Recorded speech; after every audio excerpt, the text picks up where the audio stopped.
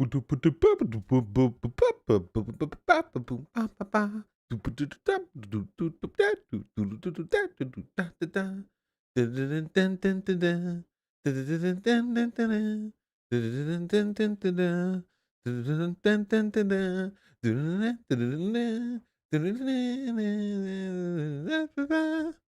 like that. Yeah, from the Super Mario Bros. Yep. From the video game with the offensive depiction of El Italiano. Hello. What's up?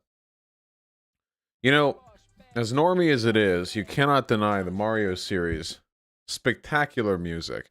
I don't know what it is about Mario games, but they just, whew, they reverberate. The music, it reverberates in my brain.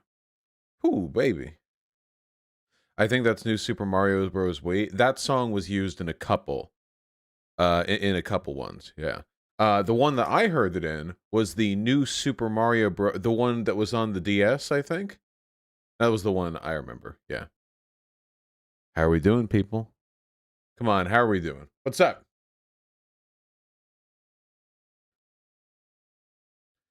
What are your thoughts on No Name? Is it No Name or Noname, by the way? Because I have literally never heard it spoken out loud.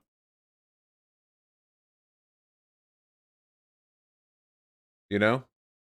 It's No Name? Okay, that's what I thought. I was just making sure. Because Noname sounds like it could also potentially be a name. I don't know. Some of their tweets has been a little sus. All right, let's get this interview started.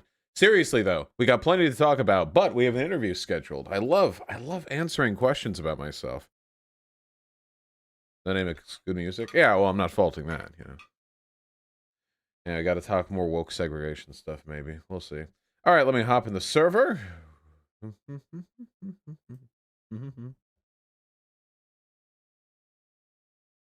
waiting room is told to go here. There we go.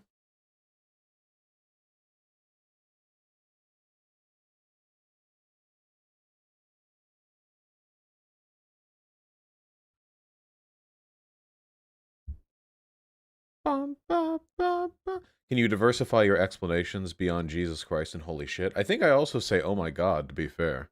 You know, I diversify a little bit. How do you not go insane with all these people on Twitter shitting on every little thing you do? It's only a problem when you actually, like, care what they say. But how am I supposed to care about people who get mad at me over the bird tweet? How am I supposed to be offended by that? Look at this. These people, man. Oh, God. Marianne Williamson posted a cute bird, so I said it's a bird. Over 1,000 likes. I hate Vosh. I really wish he'd just disappear. He's an insufferable jerk. He fucking sucks. He's a joyless, miserable person with only bad opinions. You know? Yeah. How am I supposed to take this seriously? Come on. Oh, hey, what's up? Yo. Can you hear me all right? Yeah, I can hear you. What's up? Cool. Are you able to turn your camera on in Discord? Able to turn my camera on? I didn't know this would be that kind of call. Yeah, sure. Oh, I'm sorry. No, it's cool. What's up? Well, thanks so much for coming. Super cool, you know, and you were on time when I was a little late, so that's really awesome. No, I was actually 2 minutes late. If you hadn't been late, you would have been able to call me on being late, so. God damn it. Okay. Well, anyways, welcome to Eris Talks, everyone. So every Monday and Wednesday, I sit down with someone I find interesting and unique and highlight their story and try to find out more about them. So I'll introduce myself first. I'm Aristocracy. I'm a history streamer. I love learning and engaging with ideas, both based and crazy, but with honesty and charity. I'm also the founder of Discord's biggest brain server, Calliope Club. And today we have Vosh. I think you're the head of BreadTube. That's what I heard last. And a notorious YouTube socialist. Do you want to give us a summary of what you do online? Yeah, it's an ongoing civil war. There's no permanent leader, but I guess for now I'll take that. I'll take that title. Yeah, I'm a political live streamer. I guess I play games from time to time too. I'm a libertarian socialist. I don't know. I like the space. So yeah, happy to be here. Cool. Let me just get my camera set up right there. Now that looks right. A professional Bloodborne streamer as well. Bloodborne streamer, like the game? Yeah, I was the first person to beat Bloodborne. No way. I don't believe you. Yeah. Really? Yeah, they thought it Is was that impossible. a really hard game? Yeah, it's super hard. It took people 6 years to beat it. Do you find your views go down when you play video games? Because like my views just completely drop. Yeah, I get fewer views during the video games. That's cool though. It's like breathing, okay? Doing the politics streams is like a big inhale. You get everyone in, you know, it's very vital, but you got to exhale. And if I didn't have video game streams, I would keep inhaling until You would just go crazy. Yeah. Yeah. I guess that's how you like suck people in, you know, with the politics, and then they stay around for the games. Yeah, my goal is to convert productive socialists to unproductive gamers. And so far so good, I think. That's actually a really problematic goal. I feel like if someone deserves to be canceled, that's a really bad thing to do. Hey, as long as I'm turning people on to the glory of Bloodborne, you know, no big. I haven't actually played Bloodborne yet, but I might actually try. I heard it's really hard.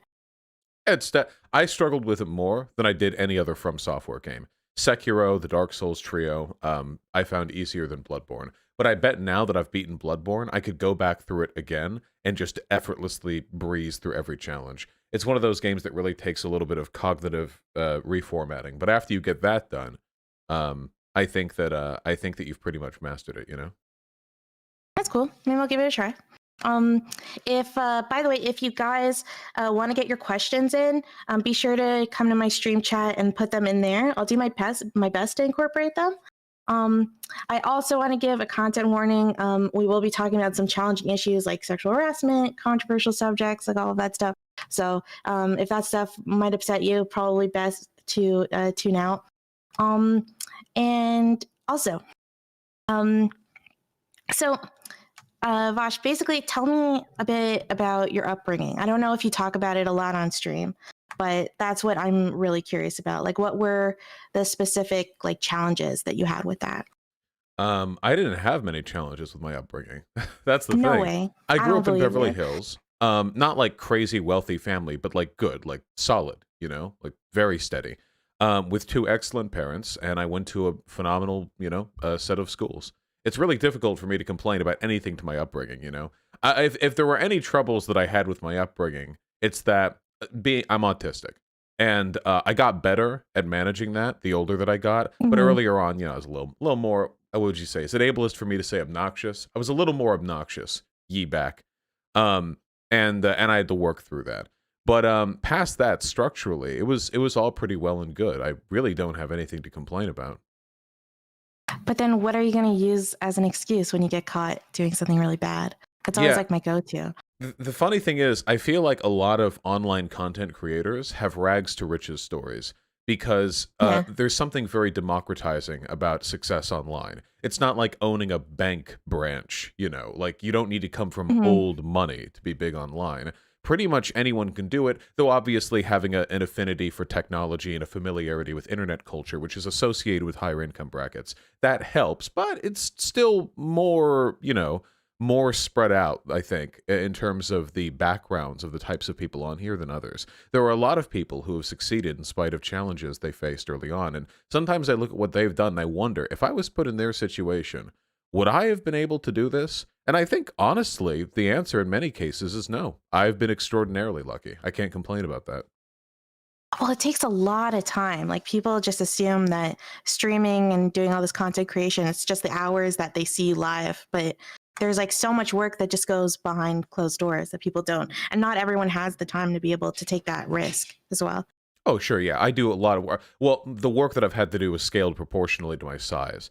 Early on, the work that I did was more like scouting. You know, it's a bold new industry, and there aren't that many left-leaning streamers, you know, who do political stuff.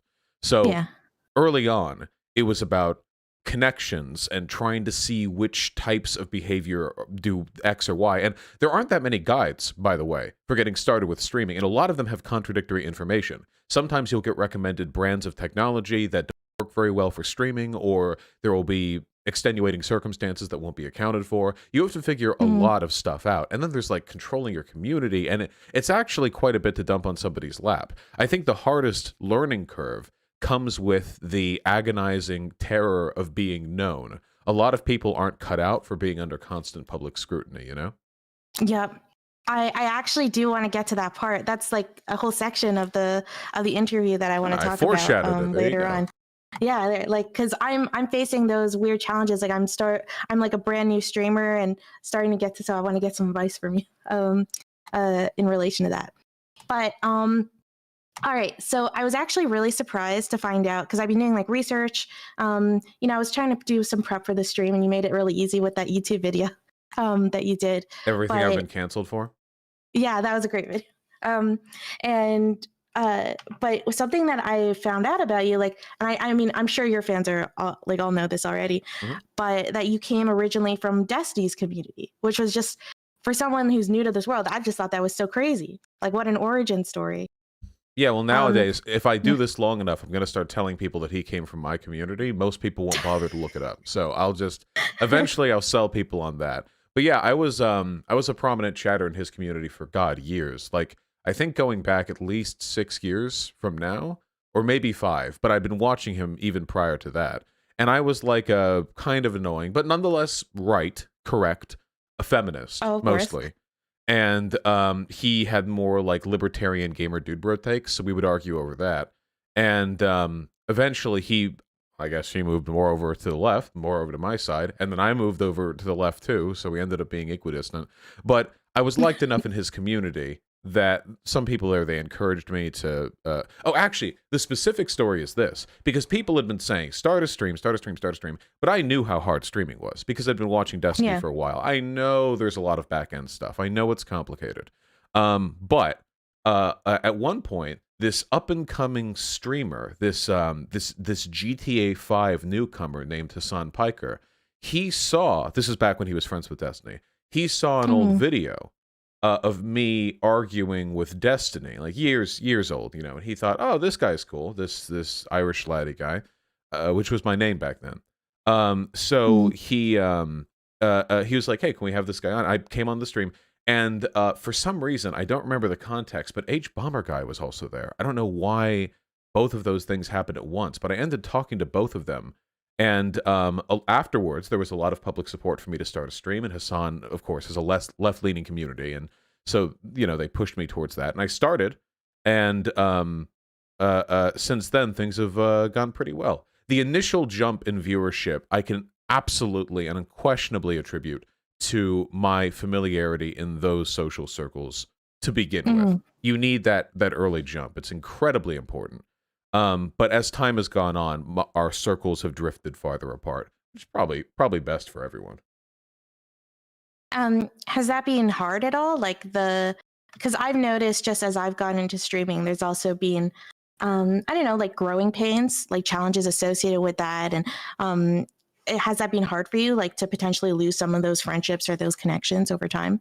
Not especially. I'm a you probably heard something of a controversial online figure. At this point, I just assume that we're not making friends with anybody, and all relationships or bonds are temporary.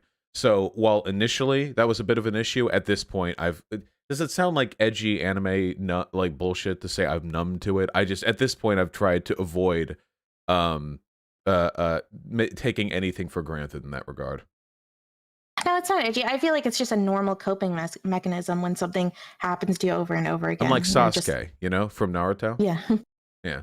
I'm numb to the Okay, pain. I don't want your chat to kill me, but I actually have not watched anime, even though I'm a VTuber. You're a No, you're a I know. VTuber. You No, haven't I'm a total watched. poser. Okay. All right. Well, Okay. looks like 2 people are getting canceled in this conversation. All right. But yeah, my chat's trying to encourage me to get into it. I might try some. I heard there's some good like anime history stuff, like historical stuff. So I Yeah, I mean, might it's get into also that. it's the root of like a solid quarter of all internet culture, so it's probably good to get into. You can go online and you can find the planner to help you avoid filler arcs, because the filler arcs are a killer in the anime. But if you skip past, I think Naruto's. I haven't watched Shippuden, but the base Naruto, I think, is very solid story. You know. Well, I had to like delve into the whole anime world when I was designing my avatar because I wanted to know what the aesthetics were in that world, what was weird, what was dated, what was normal, um and it was just so overwhelming. Like I was like these avatars. That's why my avatar looks so plain compared to all the other VTubers because I was like I can't handle all the bows and the weird sticks and the witches. It's too much. That's okay. I think that a lot of the excessive wardrobe is a product of like design overcompensation. I think it's gotten worse with time. There are a lot of really iconic, especially female character designs from anime in the 80s and 90s that I remember vividly, in spite of the fact that it was Mhm. usually just a simple outfit, hair, and an expression. But nowadays it feels like because everyone has to stick out, you know, you're slapping like 80 things on every character.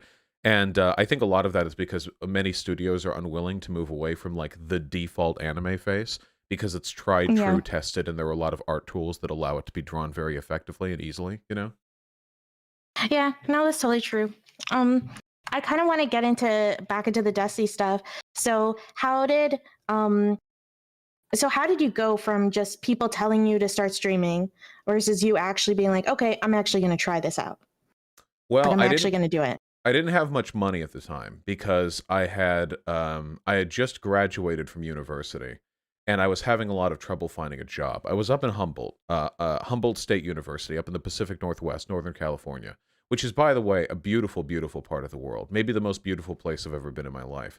There was a hiking trail that ran through my university. You take a right, you go to the cafeteria. You take a left, you go into the forest. And the trees there, 80, 90, 100 feet I tall. love Forest so much. There's nothing like it. I'm serious. The redwoods, there is nothing like it. That's the only place in the world that's like that. And anyway, unfortunately, for reasons I just described, um, the industry in that part of the world used to be primarily logging and fishing, but now the redwoods are protected, and due to industrial pollutants, the fish are not biting as much. So that area of the Pacific Northwest, Humboldt County, is dying economically. So It's kept, sad. yeah, it's kept alive by university students coming in with mommy and daddy money, which I contributed to at least a little bit. But in terms of new jobs, not so much, not at the moment. I searched for 6 months trying to find a job. I even signed up with one of those humiliating employment assistance services where you go there and you give them your resume and you tell them that you would like to make slightly above starvation wages, and they tut and they say, nah, we can get you starvation wages. And then you leave, and then you hear back from them 3 weeks later, and they're like, you could be cleaning shit out of gutters with your own tongue. Do you want to start there? You know, like that kind of thing. And I never got any hits from that either. And I didn't have a car, and everything was so spread out, and I just could not find a place to work. So I didn't have money Mm. to buy anything that I would need to start streaming. But I was mentioning this, I think, on a Destiny's subreddit, and this guy, I think they were called like Omnic One or something, um, said, "Hey, if that's the only thing stopping you from getting started, I can just buy you a microphone. I'll buy you a Logitech or like a Panasonic, the blue microphone, you know, like the very standard Yeah. starter mic." And I thought, oh my God, wait, real? And the son of a bitch actually did it. Sent me a mic. And if it weren't for that, I wouldn't be here Yeah. today. And I wouldn't be wealthy, and I wouldn't have fans and blah, blah. The Blue Yeti mic. That thing sent on over, wrapped up, you know, in the Yeah, that's everyone's first mic, right? yeah, the bubble wrap they sent it in. I still have it, though it's slightly dented because of Artemy, whatever. But anyway, I got started because of that. And I was able to stream for about a week before somebody donated $50. Said, hey, why don't you get a camera? Bought the cheapest camera I could find. If you've seen my earliest streams, you'll see that. You'll see the Yeah. money in action. And that's when it really kicked off. And since then, once I had a mic and a camera, I already had a laptop, and my laptop was just barely strong enough. I mean, just strong enough. You were streaming from a laptop? Yeah, it was I think a 2017 gaming laptop. It was just Wow. barely capable of keeping it together while streaming. And of course, I didn't have two monitors, so I had chat on my phone. And I would prop my phone up on top of a stack of erasers right in front of me. I had my cam to my left side because it couldn't be in front of me because that would catch all the crap we had stored in our tiny apartment behind me. So it was on the side. And I would just look down, chat, and do the whole thing. And honestly, the format of my stream has stayed mostly the same since then. Obviously, the camera's in a slightly better place. I have a lighting set up now, and my microphone is significantly better. But apart from that, it's basically the gist. I admire you for the honesty, saying that the thing that really got you to do it was money. Because I feel like there's just people are so worried. Like I see so many posts on the Twitch subreddit and stuff where people are like, "Oh, don't get into streaming like for money. You have to get into it for the right reasons."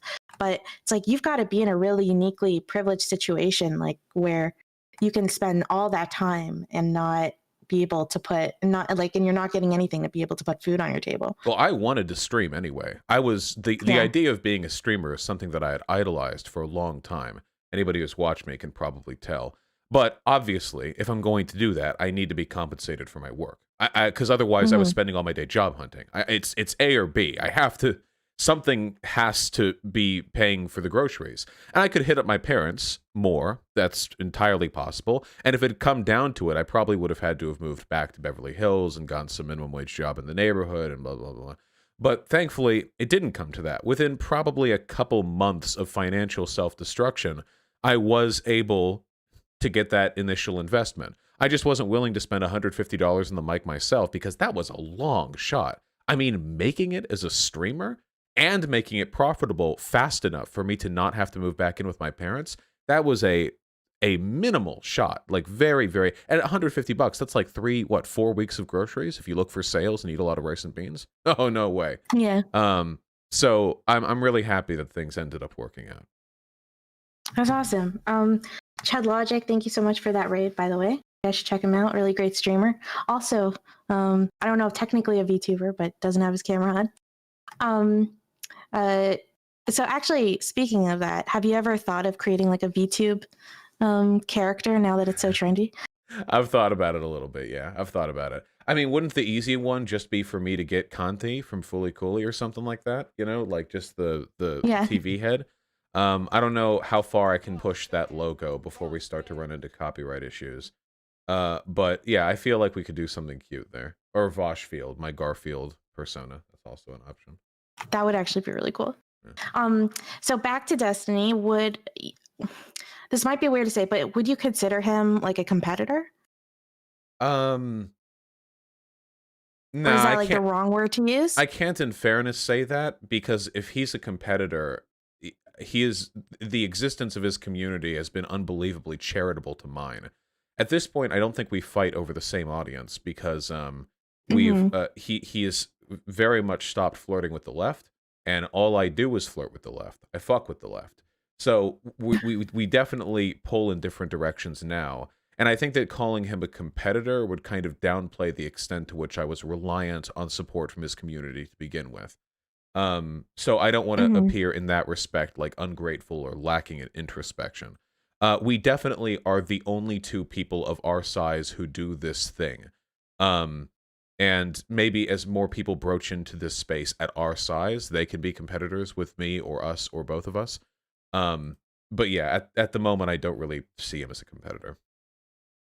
Yeah, I admire that. Like, I think that that's a good thing to remember, like where we all start from and stuff. Like I see some streamers prop up other people, and then when they get big, they just completely forget about that. And yeah, that kind of sucks. I try to help people to, pay it down a little bit. We're doing this interview right now, and I'm like tiny compared to you. Sure, but I'm doing because I'm having fun. I like talking about me. But no, I'm kidding. But we all do. I do think that it's nice. I don't know if I would say it's a responsibility. I do think it's nice to try to help out small people with a lot of potential in a given field. There's a person called Echo Gecko. They're not a streamer. They just make YouTube videos about environmentalism and urban development. And their YouTube videos are just spectacular. Some of the best stuff that I've seen in the field. I mean, we're talking, you can watch an hour of this to, I feel like, get a university course worth of information. Of course, no YouTube video can fully compensate for the experience of academia, but I feel like you're really getting good info. I mean, good, solid, well-researched information. So I spent some time shouting them out because, I don't know, it's just, I would like it if I could look to my left and my right and see people at my level who I respected and not constantly hate the masses of the online left, which is unfortunately the position that I am in currently. Yeah, I think you and I, like, we've talked before, I think on the platforming debate, that we have like some of the same criticisms, and we've been both somewhat victimized by that. I'm sure there have been some legit criticisms too for both of us, but yeah. We'll get into that, I guess, in a bit. But um I guess so, what do you think are like the main differences between you and Destiny? Um, well, so there are three big ones. The first one obviously is political alignment. We both sometimes Destiny says that he doesn't have a political agenda and he merely likes to arrive at like factual information for his own benefit. I don't think anybody is Mhm. fully like that. Everybody has preferences for the world and how they want to see the world be, and we have Yeah. different preferences. Obviously, I'm more interested in structural critiques that go outside the range of systems that are, let's say, immediately electorally available. Though I think in most respects, I'm probably way more concerned with pragmatism than almost anybody else on the online left. The second big one is that stream format. Destiny will stream 10 hours a day, and most of it, and this isn't a disrespect thing, most of it will be like just chill video game playing or like just talking with Mhm. friends or whatever. And Hassan does the same thing. It's like this lifestyle streaming. I do not know how people do that. I am terribly sorry. I genuinely do not. I have no idea. I could not imagine. What I try to treat my streams like is stand-up comedy. When I start a stream, I have a certain energy level. I know I'm going to deplete it by streaming. Much as I love streaming, I know I will deplete it. And I try Yeah. to carry the stream forward, beat by beat, make sure there's always a high level of energy. This point leads into that point, leads into this point. I prefer that. I think it That's keeps exactly what I do too. Yeah, I think it keeps energy Yeah. levels high. It definitely keeps viewer counts relatively high. I'm very happy that on good days, even without like breaking news events, I can get 12 or 13,000 viewers for like a brief stream just talking about what's going on or giving my thoughts on something. In an off season too, where we don't even have upcoming elections. I'm very happy about that. So I'm happy with my format. Though there are obviously downsides. Like I don't have an orbiter community. I don't have like a collection of friends around me who can come on to supplement my content. Now, I could bring people on. It's just not something that I do. It's not a format type that I embrace. Hmm. And obviously, the third, final, and most important difference is height. I am 3 feet taller than Destiny. This has many ramifications broadly in the way our Three content feet. goes. Okay. As a short person, I'm a little offended, but it's okay. We can move on. Wait, I didn't Okay, assign any we'll bring. moral. I didn't assign any moral worth to that dichotomy. Are you assuming that I think it's wrong to be short? Well, I am a moral realist, right? Are you a moral realist? You're a relativist? The more convincing arguments that I have heard are moral anti-realist, but I don't know if I would call Oh myself a no. relativist. God, I want to get into that debate with you, but I would totally fail moral realism because I am not. I did my minor in philosophy in undergrad, and yeah, it's been a Then you're while. significantly So, more educated than I am. All I can do I don't know. I wouldn't say that. when it comes to topics like that, all I can really do is hear the arguments made by people more educated than me and adopt the ones which I find most convincing. I can't purport That's to like exactly what I do. Well, yeah, I mean, I think that everyone does that until they're at a doctoral level, frankly. In Yeah. philosophy, like synthesis and creating new ideas is kind of a high level thing. It's yeah. But anyway, yeah, it's not like something that I have such an invested position in that I could really actively debate it, you know? Cool. Well, it might be a good, since we're both really shitty with it, it might be actually a good discussion to have sometime because then we're on like equal playing field. We'll both be like Maybe. equally dumb. All right. So what other, besides Essie, what other content creators like inspired you? Well, I really do like ContraPoints, though actually I hadn't watched a ContraPoints video until after I started streaming. I think that ContraPoints, a lot of people don't even pay attention to this because ContraPoints is so good at it, but she is a master at concisely delivering complex information in a way that doesn't feel pretentious or highly academic. Mhm. She is better at that than anybody else. The videos that she does on these topics have no wasted space, no gaps in the script. They're long videos, but they are refined down to a diamond, which is incredible. it's something that I want to get better at because I know that I can be overly verbose at times, and I'm sure that's fun for some people, but it's also important to make your points quickly, especially in a debate format where eventually, if you keep talking, you're going to be interrupted by your opponent. Um, so I'm definitely consistently inspired by her performance with regards to that. In terms of other, let me think. I'm trying to think of like strong influences because obviously I've been influenced by many dozens of people in a positive way. I mean, Well, Destiny goes without saying, of course, because I watched him for ages and ages. mhm. Um, hmm. Are you like nervous to say it? No, I'm Is not. it No, no, someone no. really I just controversial? I have a really bad memory, and also I'm trying to keep it at like a level of high involvement. Oh no, radical reviewer, not really academics. I like their content, but I mean like in terms of the content creation. What do I? Jeez. Yeah, I'll come back to you on that one. Okay. Okay. With ContraPoints, it gets Oh, interesting. video game donkey. Oh, See, okay. it's not Cool. just about the info, it's how you deliver it. In fact, it's 98% how you deliver it. Your average Mhm. voter, your average online internet politics participant, knows so little about the subjects they argue over that if you read the first paragraph of a Wikipedia article, you can probably trash them. So it's not the knowledge that's the issue necessarily, at least not always. Often, it's the ability to present it. And Donkey's style of sort of absurdist beat humor is something that I both really enjoy, and it's something that I try to incorporate into how I talk. Anybody who's watched me stream, knows I'm doing like the hand movements. I'm going like, hey, yeah. I do that stuff deliberately. Not to say that it's all forced. It comes to me naturally, but it's something that I work on doing because I think that acting that way can be disarming. It helps people not necessarily not take you seriously, but it helps them try to meet your arguments where you are because you're not coming off like some antagonist or some threat, you know? Yeah, I've always heard you need to give people an out when you're debating with them. Mhm. So, they can actually come to your side without feeling like their entire humanity and dignity is on the line, right? Yeah, yeah. The more you don't want to make people defensive, basically. Though usually Mhm. when you debate a person, it's about convincing the audience rather than Yeah, convincing the it's not actually individual. about. There are Mhm. even then though, you want to make sure that you don't engage in behavior which is too high horsey, or you don't want to be too essentialist with it, because you always want the person who's hearing your arguments to believe that they can be the one smart one who realizes that they were wrong. You never want them to think, "Oh god, Yeah. so I'm an idiot." You want them to think, "Oh wait, hold on. Wait. Oh, now I see past my contemporaries. I see beyond my peers. Now I can move to the next level." You want them to think they're being elevated beyond what they currently believe rather than kicked down to some lower rung, you know?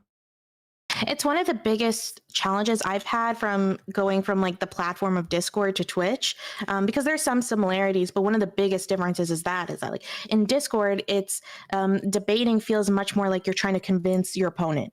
And it feels, and maybe it's just like this in CC. I don't know about other servers. Well, you're kind of debate is like you're temporarily you see each other as obstacles, but you're both trying to get to truth together, and you're using debate as a tool to get there. It's not a thing in and of itself, but I've of never course, had a like in debate like Twitch that. and never, Never never. had a debate like that. Oh my Well, maybe god. you should hang out in CC. Well, the problem is if a person is capable of having a conversation where they like cooperatively try to arrive at truth with their debate opponent, they're probably not a Yeah, person who's inflicting that much harm in the world. The problem is harm is inflicted on the world by people who are stupidly and unabashedly that is dogmatic. true. So those are the kinds of people that I have to attack. As much as fun as it would be for us all to be like Socratic philosophers in the Parthenon, like Hmm. sipping tea while debating the nature of things. Unfortunately, I think we're a long way away from those kinds of debates being the ones that elevate our society. Well, I had to learn that lesson the hard way because before I got into Discord, I was very idealistic about that, even with people with the most disgusting views Mhm. possible. So I started debating Holocaust deniers, and I debated this one YouTuber. I'm not going to name him because I don't even want to give him more popularity, but I think he got kicked off the platform. And he was a Holocaust denier, and we got into like this big debate. He ends up he ends up rage quitting. And I think that, and I try to be so charitable with him in the conversation. I was using debate. I was like, no, I'm going to take him through all the evidence. I'm going to take him to the truth. And then he's going to go tell all his followers, oh, guys, don't worry. I found the evidence. It's all good. It wasn't made up. And everything was going to be totally fine. And of course, what he ends up messaging me and saying, oh, actually, I just don't give a shit whether or not 6 million Jews died. Yep. So I don't want to continue. So it turned out that he was like this whole idea of like, oh, I'm just caring about the facts, and I'm just asking questions like that. It turned out to totally be bullshit. And I mean, now I feel like an idiot for ever believing that. But I mean, that's why they use that kind of rhetoric, because it does work, and it does take advantage of like naive people. Are you familiar with Jean-Paul Sartre's writings on the anti-Semite? No. Feel free Can I read a quote for you? Yeah. So it's never believe that anti-Semites are completely unaware of the absurdity of their replies. They know their remarks are frivolous, open to challenge, but they're amusing themselves, for it is their adversary who is obliged to use words responsibly, since he believes in words. The anti-Semites have the right to play. They even like to play with discourse, for, by giving ridiculous reasons, they discredit the seriousness of their interlocutors. They delight in acting in bad faith, since they seek not to persuade by sound argument, but to intimidate and disconcert. If you press them too closely, they will abruptly fall silent, loftily indicate by some phrase that the time for argument has passed. Unfortunately, and this is a mistake many liberals make, sorry, I said liberals with a lot of ire in my tone there. I didn't mean that.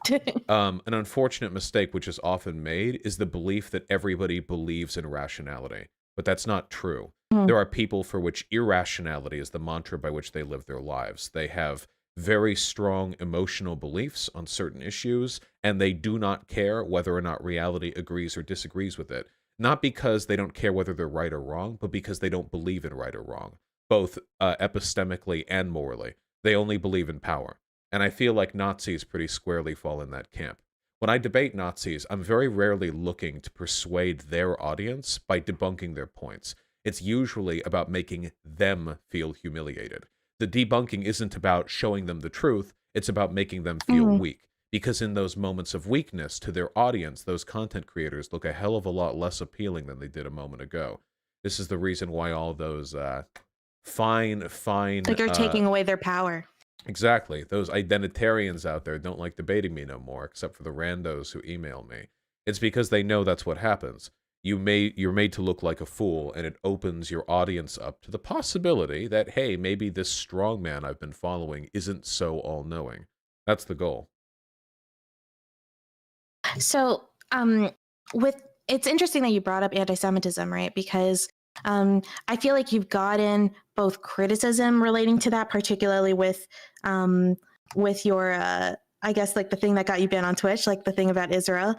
And then on top of that, you also got criticized, particularly, I don't know if it was by the Black community, the Black nationalist community, when you were calling out anti-Semitism within, I guess, the Black nationalist community.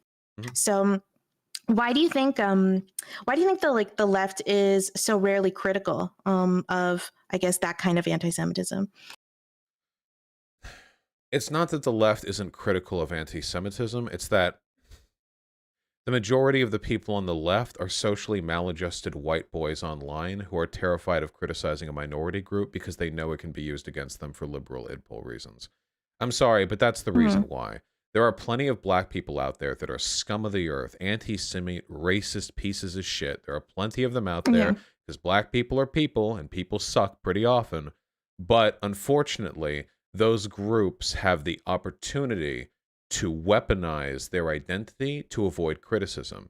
A very common group that does this often, Luis Farrakhan does this. The Nation of Islam in its modern iteration does this. And what was those? What were they called? The Hebrew, the Black Hebrew Israelites. The Israelites. Those groups, those people, they believe essentially identical things to what Nazis believe. If you actually look into their positions, they believe that homosexuality is degenerate and destroying the black family, that the Jewish control over the media is being used to facilitate the destruction of the black family. They believe that they need an ethno-nationalist society to protect their interests. They believe that women must be subservient to men. I mean, in every respect, they're just flipped Nazis. It's just the Nazi thing, except it's flipped. Yeah. They'll make the same claims about Jews doing the slave trade. White Nazis do this. Black Nazis do this. It's just a different, group of people benefiting from the ideology. And this is true. Nothing that I said right now is a matter of opinion. But there are leftists who will bristle uncomfortably, including people in my community, because I'm talking about black people. I think this is a very toxic response. I think that as rational people, we should be able to impugn the severity of these ideas without being caught up in the cheapest of liberal idpol games. And those groups, the Hebrew Israelites, or the black Israelites, they know that people are uncomfortable with these topics, so they'll weaponize it. There are videos out there of these people with views identical to Nazis, who will run around and claim that other people are racist for criticizing them. The same way, by the way, that white Nazis will say you're anti-white for criticizing them, so on and so forth. I think that people are people. I do not essentialize behavior onto race. While it is certainly the case that white people benefit from white privilege here in America and in many other places, and that tends to influence our thinking, it influences everyone's thinking. I think that it's very sociologically ignorant to suggest, for example, that black people are not capable of internalizing the same basic tenets of white supremacy. They grew up in the same neighborhood as me. I had black neighbors. Did they watched the same TV shows as me? We had the same lessons drilled into our heads. We may have interpreted them differently, but we're all susceptible to the same propaganda. And because of that, and because of, the fact that we're all human and fallible, some people are just gonna kind of suck, whether they're black or white. And we should be able to impugn those ideas without turning it into some weird race war thing, which is what happens every time. When a white person does something that these communities don't like, they'll impugn them for being white. But then when a person from one of those communities does something that I think is morally reprehensible, and you criticize them for that, people will accuse you of being anti-black. It's a problem. And it's not because leftists are racist or disproportionately inclined towards anti-Semitism. It's because they're weak. It's because they have succumbed to the most cynical tenets of liberal idpol. And if we're to deal with that problem fairly, we're going to need to, learn to stand up straight with our spine, erect, and look at people with bad ideas in the eye and say, that's a bad idea. Interesting that you bring up that criticism, like that point, because I've been really frustrated with the left for a while when it comes to anti-Semitism. Like, I'm Jewish myself, right? So for a while I felt like they put me in like this category of being like white privileged European, and even more so like super white. That's what I would say is like this attitude. Yeah. Mega white. Okay. Which actually is like a very anti-Semitic trope. Right. The idea that like Jews are incredibly privileged and controlling and all this stuff. But even though I knew it happened way more on the right, it bothered me more from the left. There, like, one part of it was there's a part that it feels like a sense of betrayal. Right. But the other part is just how much people get away with things like that on the left. So and I know you're saying that they're not really being anti-Semitic. They're just afraid to speak up. But like, there's someone, for example, like I've met so many Black Hebrew Israelites on Twitter that say the most anti-Semitic, vile shit. And if that person was like a right winger or like a Nazi or something, they would have 100% gotten banned by now. But they're just like allowed to continuously spew this stuff, and no one cares. Yeah, I definitely think that it's an oversight. There are leftists who perpetuate anti-Semitic ideas. There's no denying that. A lot of people are under the impression that anti-Semitism is more of a abstract ideological problem than a real one. Whereas actually, if you look at the data, excuse me, Jewish people receive an ungodly disproportionate number of hate crimes to their group. Here in America, I mean, what are Jews? 2% of the population? Maybe? I don't know. And they get just a huge, I think, like proportional to their size of the population, I think they get like 10 or 12 times as many hate crimes per capita that you would expect of a group their size, which is extraordinary. It's more than any other group, more than black people, more than gay people, Or wait, I think it was only ethnic groups that I was looking at in that chart. Well, more than black people. It's a real problem, and I think a lot of people are a little blasé about it, or they think that I think they overcompensate because there are liberals who will spuriously accuse leftists of anti-Semitism anytime leftists say Hmm. they don't like, the elites, and liberals will like clutch their pearls and they go, "Oh my God, it's a Nazi," which I imagine is frustrating to many of these leftists. But I don't think that's an excuse to then go ahead and downplay the extent to which anti-Semitism does exist, or to implicitly downplay it by not taking it seriously. Yeah. No, it actually makes me so happy that you agree with me. I didn't know if you would, to be honest, because it feels like such a weird thing. It feels like so opposite of the rhetoric that I'm often hearing on the left. So I don't know. I think it's really cool that you're more reasonable and willing to take on that stuff. Especially with the criticism about that. In terms of Israel, um, so I think you and I are both in agreement that anti-Zionism is not anti-Semitism, right? Um, Yeah, I would hope so. but do you think that anti-Zionism can ever be like a shield for anti-Semitism? Oh yeah, Like that it's like certainly. a dog whistle? Oh yeah, of course. Yeah, of course. Nazis do this all the time.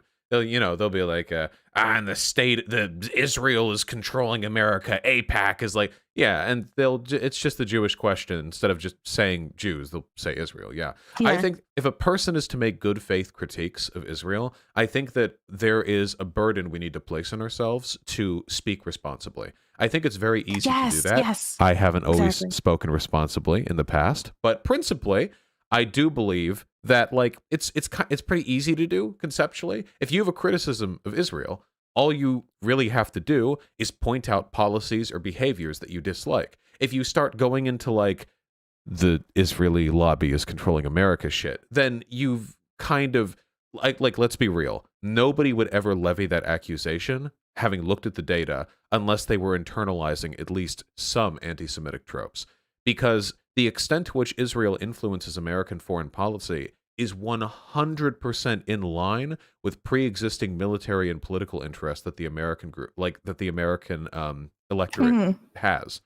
Um it's like our presence in Israel makes sense. We want a military base that's in the Middle East. That's why we put Yeah, so they're much not money doing it into for it. the Jews. They're doing it for themselves, Yeah, right? not to mention evangelical Christians are some of the most hardcore Zionists out there. The reason why they are is Yeah. because the prophecy of rapture says that Jewish people need to reclaim their homeland so that the rapture can begin. That's a real thing. It sounds like a fake made up thing, but that's real. There are tens of millions of Americans who want to support Israel specifically because it fits into their doomsday prophecy. That's not Jewish control over America. That's evangelicals attempting to use Jews as their pawns. The strings are being held on the other foot, my friends. Mm. Yeah, it's just a lot of lefties That's a engage good way in to put it. really surface level criticism of the Israeli American relationship. Well, it's part of what I try to do with my channel. Like I study Israel Palestine, so it's one of the few areas I do know a lot about. And so one of the ways I try to teach people one of the things that I try to do is to teach people how to criticize Israel in a responsible way. Because if you do it in a way that uses like anti-Semitic tropes or language, you're not going to get through to anyone, and you're not going to even help the Palestinians that way. So you need to use the right kind of language and just have the right tools at your disposal. So you don't immediately make people feel like you're just being an anti-Semite. Look, I want And to be I real. don't. Most lefties Yeah, don't give a fuck about Palestinians. They just shit on Israel because they see their friends shooting Israel and they want to be part of the group. Okay, that's I unironically highly it. suspect that's true. There Yeah, are you're like right. 100 countries on Earth right now that are doing some heinous shit. Probably all of them are, but explicitly heinous shit. And uh, leftists hyper focus on Israel not because they have some special interest or care for it, but because their friends do it, and yeah, that's it. Seriously, it's just like a group circle jerk. Because I've talked to some of these people, and like they're like, ah, fuck Israel. The Palestinian people need restitution. They care, and like that's great. I do believe that. I do think the Palestinian people are being subjected to like a slow pot cooker Mhm. genocide right now. I do genuinely believe that. I think it's a crime against humanity. I think there are solutions that need to be levied immediately and decisively to address that. But a lot of it is really just lefties trying to fit in with their 28 other lefty friends who are also saying the same shit about Israel, you know? Yeah, and when people are criticizing it, like they rarely know about, I don't know, the various Palestinian organizations or the fact that Palestinians have two different groups that are representing them, Fatah and Hamas. They don't understand the differences between them, so it's like they don't even. Their focus is so much. It's so much more on hating Israel than actually finding a solution right now for the Palestinians. Kind of like how And they I feel guess that about that's America. yeah. So, and I think that I just wish that people would understand why Jews get so defensive about it and immediately think, oh, like they're being anti-Semitic. And, you know, even though I think it's wrong to do that, I understand where that comes from because Jews, like a lot of people, are like a traumatized group, right? And when you're traumatized, you see trauma everywhere. So that's kind of like a consequence of that. So I just, yeah, I think it's cool that you want to be responsible with your language and also that you recognize that you haven't in the past, Yeah, well, right? I can't blame Jewish people for being a little defensive over Israel, even if they're not Zionists, like a little defensive over Israel. Because if you're a Jewish Mm-hmm. person, you've probably experienced or at least seen a lot of anti-Semitism, and then like your IRL, you know, you're walking around, so you hear somebody's like, "Yeah, fuck Israel." Like, what are you gonna do then when you hear that? Like, what's the immediate association you're gonna make in your mind? Now, it's possible you know this person, you know they're actually talking about Israel, but there is a lot of conflation. I can't blame Jewish people for being a little bit antsy about that sort of stuff. Good faith conversation is the only way forward here. There's just no other way of getting around it. Unfortunately, that requires nuance, and that is something that's in very short supply when it comes to the Israeli Palestinian conflict. Yep, that is very true. And yeah, that's why I appreciate you saying what you did. Um, are there any criticisms that you've kind of gotten online that have been, because you seem like you're very much about being strong and not being weak and all that stuff. But I mean, Strong of everyone character, just to be strong perfectly clear, character. because people misinterpret me Okay. on this sometimes. I don't mean strong in the sense that you have to be like physically strong, or in the sense that you have to sleep for 9 hours a day, then get up and do a 3 mile run, and then go home and eat 6 pounds of chicken breast. And like, I don't, when I say strong, I mean strong of conviction. I think that people Yeah. should have good beliefs, be morally strong, and that they should have the conviction to do what they can to act and realize those beliefs. That's what I think. When I think of strength, because, oh God, strength, people impugn me for this sometimes. Strength means so many different things, okay? When a Nazi says they Mhm. admire strength, they're lying to you, okay? A Nazi does not care Yeah. about strength. I care about strength. Like the strength of a Syrian refugee trying to start a new life with their with their one child when they like make their Mhm. way to Europe, or the strength of like a single mother, or like this, that's strength, like that's real strength, you know. What Nazis care Yeah. about is power, the power to control and dominate, humiliate and hurt people. That's not what I care about. So I only care about moral conviction, the kind of strength that I think benefits society. That's what I'm, yeah, speaking Yeah. positively That's a to. good way to put it. Well, even with saying those things, Yeah. uh, I mean, being an online figure, and you mentioned this earlier, you're going to be subjected to tons of criticism, some fair, some really unfair, some really scary, right? Like, has there been any criticism that really, like, that really hurt you? um Unfortunately, I'd love to give a compelling answer here, but not really, no. The criticisms that I get from the rest of the internet are largely completely fucking unhinged. There are some people who I trust to give me fair criticisms of my behavior, but the Hmm. degree of derangement that I see from most of the people who disagree with me precludes me from being able to take any of it seriously. If there are people who have criticisms for me, usually if a person has what I would consider a fair criticism, I'll usually have them on my stream. I'm happy to hear them out here. I don't think I've Yeah. ever turned someone away because I didn't want to hear a criticism. There are people, of course, who've wanted to come on to yell at me who I've had to say no to because I get about 8 to 12 debate requests a day. I have to engage in some filtering. Yeah, I can imagine. So there's filtering there. But beyond that, no, I don't think so. I think that most of the criticisms levied my way are a product of people who are very unfamiliar with my content and mostly talk about me the same way I said lefties talk about Israel. They see their friend doing it, so they jump in, you know? Do you think it's necessary to have that attitude to be a content creator and like a public figure? No, I don't think that people generally get the same amount of criticism as me online. I think that for a lot of people, being able to take the criticism of a larger group is actually necessary. If you take, for example, I don't know, let's take a look at James Charles, who right now is being Hmm. impugned for sexting like 2 dozen underage boys or something like that. I've seen some of the criticisms being levied against James Charles. I would suggest he takes them right now. That would be good for him and for the rest of the world, I think. But I think I'm in a relatively unique situation where there is a complete disconnect between my criticism and familiarity with my content, you know? Well, has streaming like ever and just tell me, please, if I get like too personal, just feel free to just be like, oh, like it's a bit too personal for me. Hmm? And that's totally fine. But has streaming ever affected your mental health, like in a damaging kind of way? There are definitely times when it's stressful, but I don't really freak out about it. It's really hard for me to freak out over this stuff. I'm successful. I'm situated well financially. So even if like things go tits up, I'll have some time to get acclimated to normie space and go back to working a regular job. God forbid I ever have to do that, Hmm. though. I'd much rather be doing this. Um, Yeah. and such. It's frustrating sometimes. There have been times where people who I've never spoken to, but I nonetheless respect, um, I'll like look online, I'll see them shit talking me, which is always a little bit frustrating. But again, at this point, I try not to center my self perception too much in how other people think of me, because the mob online is frivolous and inconsistent in the best of times. It'd be a very silly thing of me to do to base my self esteem on their estimate of my moral worth. Yeah. That's why Nazi lists are a really bad idea. Um, but have you ever considered, was there ever like a really hard day where you considered quitting? Considered quitting. Well, the roughest day actually was me getting banned from Twitch because I was smaller at the time.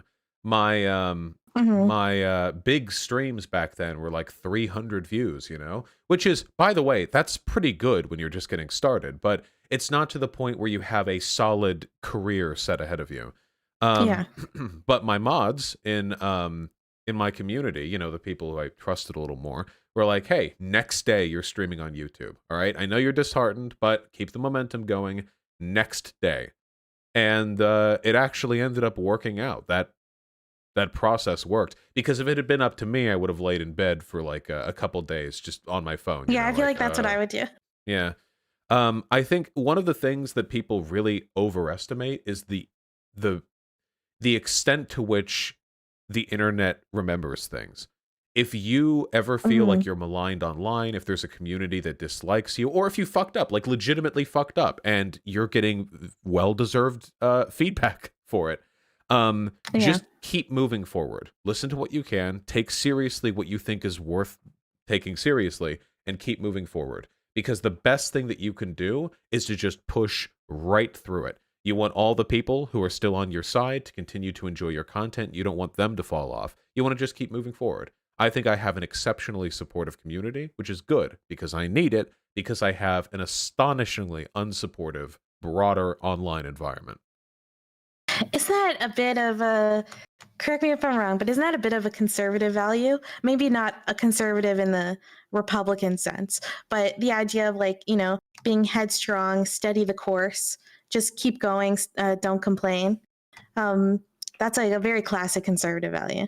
Possibly. I mean, you could argue that it ties into American values surrounding like self-reliance and independence, but I Hmm. don't think those should be conservative values.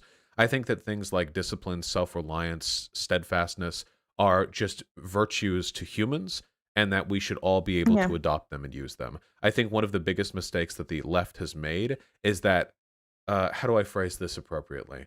I think that the left has gone past being accepting of people who do not act in these ways, and sometimes actively encourage it, to the extent that people who are self-reliant and disciplined actually kind of get made fun of or passively discouraged in social groups. It's kind of the way how, you know how like 15 years ago being mentally ill online was completely stigmatized, and nowadays it's so common for people to talk about it that it almost feels like it's being used as like a fashion statement, you know? Yeah. Yeah, it feels like that a little bit. Like we might have to course correct. Not become less accepting, mind you. The accepting part's good. I support Hmm. the accepting part. But don't like, look, I'll say this much, okay? I want people to be accepting of people who have depression. I have had depression. I have bipolar disorder. Manic depression's one half of that disorder. That's great. Be accepting.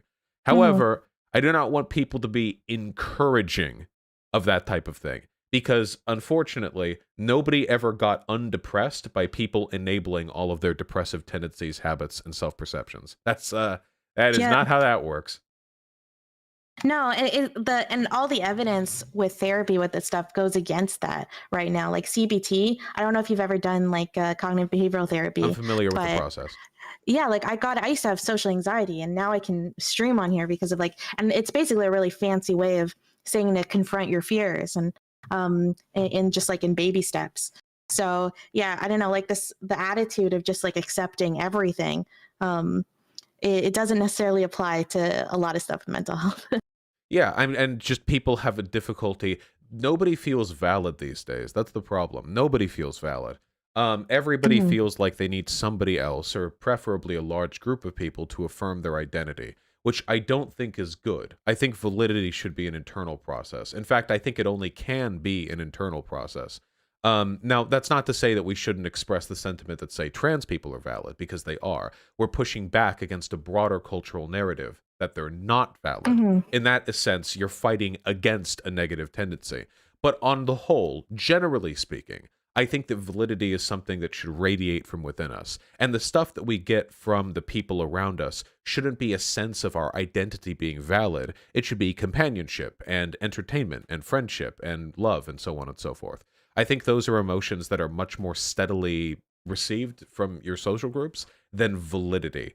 I've just seen a lot of people who don't have very high self-esteem, but who compensate for it with a constant deluge of affection and approval from their friends and from social media. And if these people have one bad day, I mean, if they upload a picture where it's at a bad angle and a bit of like neck fat shows or something, they have a meltdown. They get one negative criticism, like one little bad statement, and it's the only thing that's in their head. And that's because they haven't developed the proper process for having high self-esteem. They've subsidized it. Do you think that like you have that like guess internal sense of validity? I have to. If you can name search me on any social media platform, if I did not get my Hmm. sense of validity from myself, then I would not be capable of doing this. If I Yeah. relied on public approval to do the job that I do, then I would have quit a long time ago. That's not to Hmm. say I don't appreciate my community. I do. I absolutely do. But they're not where I get my validity from. I just like having them around. Supportive. I get Have support you from them. always been like that? No, no. So like what was the change? Do you mind talking about that? Yeah, it's a whole story. Yeah, I don't mind hearing it if you're So willing to go into it. high school and onward, I had a friend. It's a cute guy friend, a guy, very cute, hot even. I learned to draw because this guy was an artist, and it was a fun thing to do with him. Because drawing in a group, by the way, is extremely fun. I think a lot of people downplay the extent. If you just get a giant sheet of like even butcher paper and some Sharpies, you can have fun for like hours with friends. That Okay, does sound like a lot of fun. yeah, like it's just a very, but nobody does because everyone's like insecure. I can't draw that. Well, it doesn't matter. Just draw. It just doesn't matter. It's just fun. But anyway, I got better at drawing at least in part to impress this person. And over time, what used to be a fairly diverse friend circle that I had kind of faded away, and I was just best friends with this guy. And all the new friends that I made were met through that guy. I met two girlfriends consecutively through that guy. All the new friends that I made, it was from that guy. I mean, everything, was orbited around the relationship that I had with this guy. And we Mhm. would hang out all the time. We would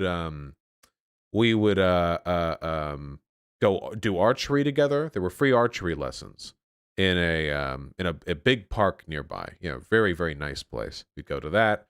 And we'd hang out all the time. We graduated, We go into college. We both stayed in Los Angeles together. We'd hang out. Eventually, he moved a little farther away, but that was fine. I would take the metro to go over to him. An hour and a half long. I'd have to take the 720 to the metro, then the metro underground to Union Station, and the gold line from the metro underground and Union Station all the way over to wherever the fuck he lived, and then I'd walk for 20 minutes. And that was one way. Loved hanging out with this guy. And eventually, he left. He had to move over to the East Coast. We'd play games all the time, League of Legends, so we know how to maintain a friendship online. But obviously, when you're distant, when you're far apart, it's harder to maintain a strong friendship. Now, my self-esteem, I've always had decent self-esteem, but I'd grown increasingly reliant on this guy. Didn't see it at the time, but now I do, obviously, retrospect. And the distance definitely like watered down the relationship a bit. I flew over and hung out with him once, and that was cool. But then we thought something could be super duper cool. What we do is me and him and a bunch of our friends in the periphery who are kind of friends with me, but definitely friends with him, we would all fly over to a beach house in Delaware, and we would spend like a week just chilling out together, in a way we hadn't before, because many of these friends we'd only ever seen online. So we go over to the beach house. It's great, I have a little bit of money that I had saved up, so I flew myself and some other people over there. And yeah, we called it the fuck house because there was a lot of sexual tension between some of the people there. It was this big, nice beach house. It was 3 stories tall. It was right next to the boardwalk. It was a paradise. And anyway, I go over there, and yeah, I'll shorten the story just a little bit here, but the basic gist of it is that I made an ass of myself while I was there because I had overestimated the extent to which this friend circle cared about me, and I had overestimated the extent to which my best friend still cared about me. Basically, you go over there, you think, I'm equal friends with these 12 or so people, but no. I was one of the orbit now. I wasn't part of the inner core. It wasn't him and me getting everyone together over there. It was him getting everyone together over there. I was part of the orbit. And I just couldn't handle that. I had a panic attack there, actually. I was so anxious about all of it. And, of course, me being a fairly confrontational person, I got angry at people and I confronted people with my unmet expectations. I'm making this sound way more put together than it was, by the way. It was a shit show. So none of that went well. And eventually we all had to go home. And I went home. How old were you when this was going on? I think I would have had to have been maybe 22. Okay. Maybe 23. It had to be in that ballpark. Too old for this. But I went back home. And after that, I basically just got removed from the group chat. Well, they didn't remove me from it.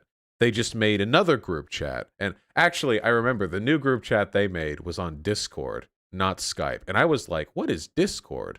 Skype is perfect. Oh, no. All of our gaming needs are being met on Skype. What possible reason could anyone have to move to Discord? This antiquated backwoods application is doomed. Why would anyone not want Skype? So I stayed on Skype. They all moved to Discord, and I was still in the original group chat, but person by person by person would leave. And eventually my friend left it too. And just eventually, a little while after that, I confronted my ex-best friend over the phone and got real mad at him and yelled and yelled and yelled. And then we didn't talk for 3 years. Wow. Not for lack of trying. I would still think about him all the time and send friend requests, and it was just this whole unhinged mess. But time heals all wounds. I went to university. And even though I would still think about this guy off, in fact, I distinctly remember one of my university classes in my junior year. I was there, like, looking at my phone in class, looking at the friend request sent thing on Discord. Yeah. Now, eventually, and I mean like maybe a year and a half ago, we did reconnect and we did talk. And we're 2 very different people now. And I don't care about him anymore. And he doesn't care about me anymore. And that's probably for the best.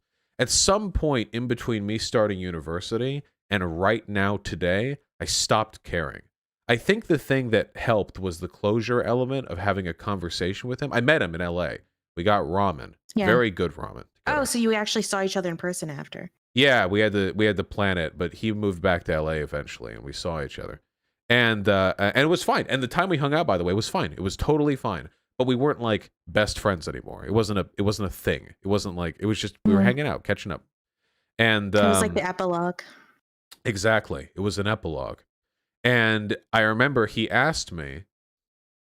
It must have been around New Year's, the beginning of 2020, because he asked me how my whole streaming career was doing. And at the time, I had like 50,000 subs. And to me, that was spectacular. That was an ungodly number of subs. And I was making I would kill for that. Money untold, 50,000 subs. Great. Yeah. So I talked to him about it and I played it up. And I haven't really talked to him since. I think a couple of times maybe, but now I'm, 10 times that size. So it'd be funny. I thought that was the cap back then. But anyway, the point that I'm very laboriously trying to get to is that I made a mistake because I was weak. I allowed my self-worth to depend on others' perceptions of me. And then in a double whammy, I didn't even maintain those friendships properly. I didn't talk to any of that friend circle except for my one best friend. It was uncharitable and unpleasant to be around because I only cared about his attention. They were just distractions from him and me, not compliments to it. I wasn't strong enough to see the path that I was going down. Eventually, I paid for it. And if you don't want that to happen to you, then all you got to do is heed my words of caution and not do the things that I did. Always make sure that as much as you care about your friends, you can go a day without them. God, I remember the worst days of that were when I was so jealous. This was right after the when we all met up at that lodge in Delaware. There were days where I was so jealous that I would actually, this is embarrassing. This is like crazy ex behavior, except we never even dated. Was I would actually wake up, I'd eyes pop open, okay, in my parents' house, and I would think he's playing League of Legends with somebody else, isn't he? And I'd go to that league tracker thing. I don't know, it was some website. Yeah. There are a million websites, and you can see if people of a given username are in game right now. I guess they pull from the API or something. And I would actually get angry when I was asleep. Like, there's no rational connection here. I was asleep. Yeah, you were codependent. Yeah, exactly. And by the way, he was 3 hours ahead of me over on the East Coast, which means that even assuming we woke up at the same time, which we didn't, he woke up earlier than me relative to his own time zone too. He'd be up hours and hours and hours before me. And I wake up and I'm angry that that he's playing League of Legends with a mutual friend, with a person who we both like. Yeah.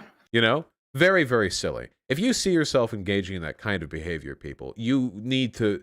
It took me a while to get over this, too. You got to slam the brakes on this, all right? Take a couple of days offline. Go to a local event. Make a new friend. One of the big problems is that I didn't think I could make another friend like that. Yeah, I could. And I have since then.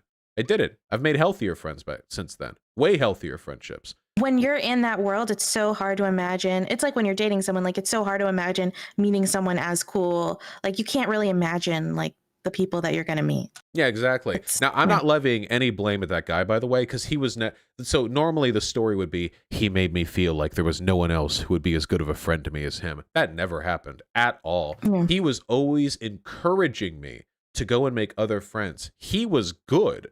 He was like, hey, Vosh, my actual name, by the way. I feel like this relationship is unhealthy. I feel like you're being codependent. Maybe you should try to do this, maybe you should go to this live art drawing thing. Maybe you should go see a movie with this person or something or other. So no blame. He recognized it was unhealthy. Yeah. Oh yeah, for sure. He was way, way more socially competent. Wait, I take that back. He was a socially incompetent buffoon. But in this specific respect, he was very prescient. He was good. Yeah. Anyway. So at some point after all of that, after I'd gotten closure, after I realized that I could make new and better friendships in a healthier way, I stopped caring. And I don't think I'm ever going to be like that again. I think that's the one and done mistake. It's like the chicken pox. You get it and you're good. Or at least I hope that's the case. I hope I'm not 58 and this whole shit happens over again. And I'm glad, by the way, because if I hadn't gotten over that, if I was still like pseudo friends with that guy now, in the same position now that I was 5 years ago, I wouldn't be able to do the streaming job. I would be way too vulnerable to criticism online. I almost feel like that was kind of like your coming of age moment. Like if someone was going to make a movie about your life, right? Like that would be the story. That would be like the moment I guess you really became you, That was right? probably the most emotionally resonant moment in my life. Well, it wasn't a moment, it was a multi-years long process, but the whole thing was definitely the growing up story. Which is fine. I mean, it's a little embarrassing in retrospect, but I think that everybody has moments in their life that are embarrassing. Everyone has stuff like this. Yeah, Like exactly. every single person. Except for Destiny. Destiny would never have this, right? No, Destiny doesn't have any awkward moments in his past. I can No, of course account not. to that. Um, but yeah, no, that totally makes sense. I think it's cool that you look back at it that honestly, and I think it's really important when you're growing and as like we become adults and all that stuff to have that attitude about our past and not just automatically victimize ourselves in every situation. Um, but what would you say to someone who said that like your attitude about strength? Not saying that this is my perspective, but that your attitude about being strong or not being weak is kind of like the language you're using is kind of like a remnant of toxic masculinity. I would say that they're only looking at the semantic words that I'm using rather than the meaning I'm trying to convey. Because nothing, and I have never once over the course of my streaming career encouraged people down a road that is like even resembling toxic masculinity. Like Mm-hmm. posture, don't show your emotions, strength over everything. That's not what I go for. I like conviction, I like consistency, I like moral worth. Those are the things that I think really stand out about a person. But in terms of like the toxic masculinity thing, I feel like I kick back on that pretty much all the time. One of the things that I like doing on my stream is looking different than many other online leftists. Now, I get called a fat soy boy anyway, because there's no getting around that. But most of the online lefty people, except for like, I guess Bo of the Fifth Column, that's the one real standout that I can think of, are kind of like, they're like theater kids. It's like the Yeah, colored lighting and the so on and so forth.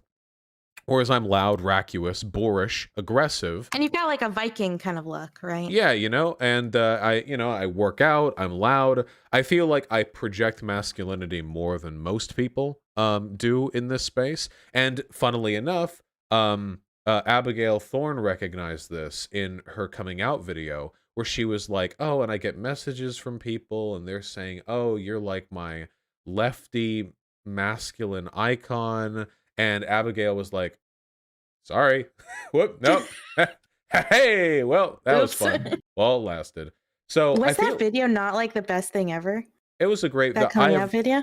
I have never seen somebody handle coming out with more grace than I she literally has. cried watching that. It was amazing. It was pretty extraordinary. If there was any portion of my life that was coordinated as effectively as she had that, then I would be a trillion sub YouTuber, okay? If I had even a fraction. Yeah. Yeah. I can't imagine. I have no patience whatsoever. I talk about anything and everything. Oh my God, if I was a content creator, I realized I was trans, I'd be screaming about it from day one, I feel. I'd be like, "Well, guys, day one of my transition vlog," and I'm sure that it would be a disaster. But Abigail, a little bit more composed than that, uh, handled it pretty well. I've noticed that a huge part of what you talk about in your advocacy in general is about trans people, right? Mhm. And you're not trans yourself, right? Am I correct on that, or I'm not trans, I no. don't know? Yeah, these Just in vultures case. aren't gonna get me. I don't want to get canceled. But so is there a particular reason why you talk so much about trans issues? Is there something that connects you, I guess, to trans people in that way? Yeah, it's not that I have a connection to trans. I have a lot of trans friends. I think I'll say this much. I think trans people are funnier than cis people. I think that suffering tends to make people funnier, and it's not that every trans person It's suffers, probably but why Jews are funny, right? that is probably why Jews are Yeah. funny. Yeah. So, you find a trans Jew and you've got the whole you got it covered. Really though, I Yeah. feel like yeah, Contra Infinity, that's the darkness. Yeah. I think that one of the core components of humor is the ability to empathize with other people, because if you can't, then you don't know what other people laugh at. And empathy is a tool that is sharpened through personal experience. And trans people have personal experience. So I don't know. Maybe they're funnier. I don't know. Just my personal opinion. The main reason, though, it's not because I have some like special affinity for trans people. It's because they're the bulwark at the moment. If it's not trans people, they go Mhm. down, and then it becomes gay people. And if it's not gay people, then they go down, and then I don't know, we start talking about the civil rights era again.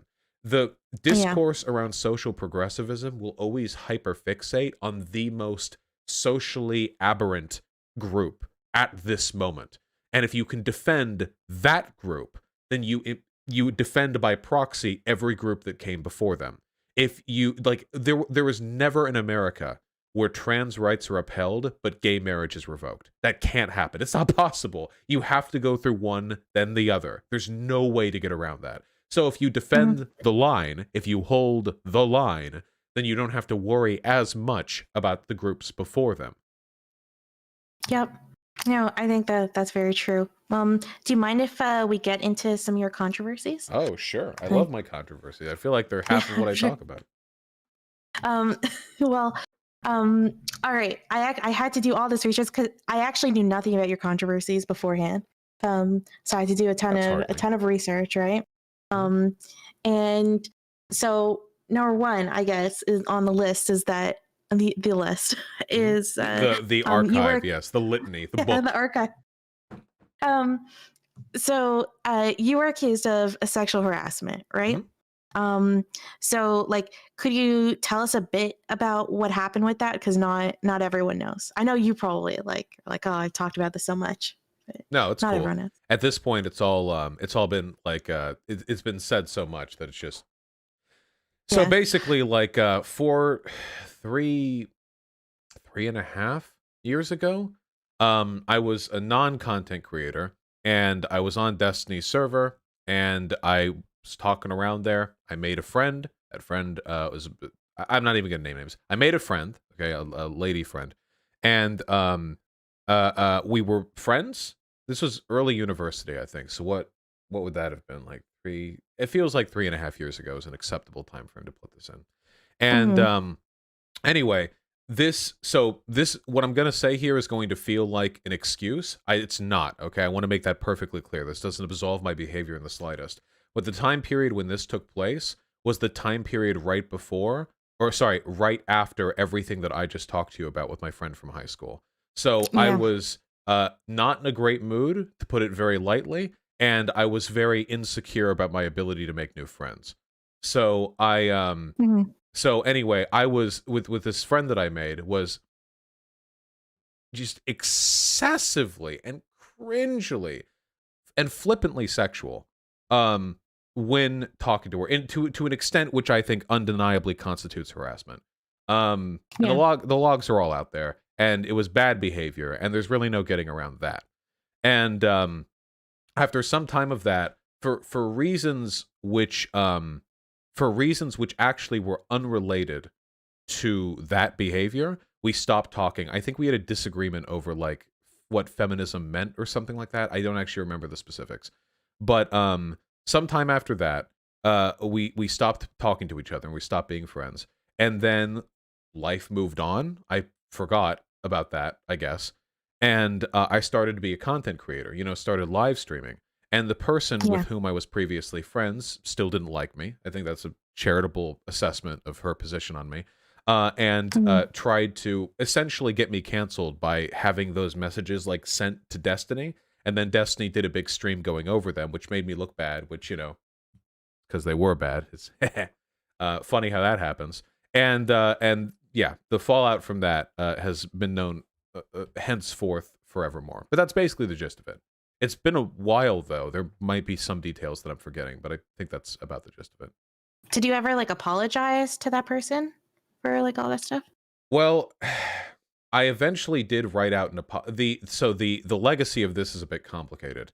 Initially, it was difficult for me to apologize because I was blocked on everything, and also because the person to whom I had behaved inappropriately was odious to me in other and largely unrelated ways that made me hate her. Hmm. So Because you when were this all resentful already. right, for reasons unrelated to the Hmm. cancellation harassment thing. So I hated her mostly because of personality differences and disagreements on critical issues, which made it feel like, oh, she's out to get me. And that contributed a lot to a lot of really toxic behavior that I engaged in to begin with. Because rather than seeing it for what it was, which was bad behavior being made public, it felt like I'm being sniped by the cancel mob. I don't think cancel culture was even like a term that people used back then, but Yeah. but if it was, I would have used it. Um, anyway, it took me a little while, but I calmed down. And I still did not particularly like this person for a wide variety of reasons, but I was blocked on everything.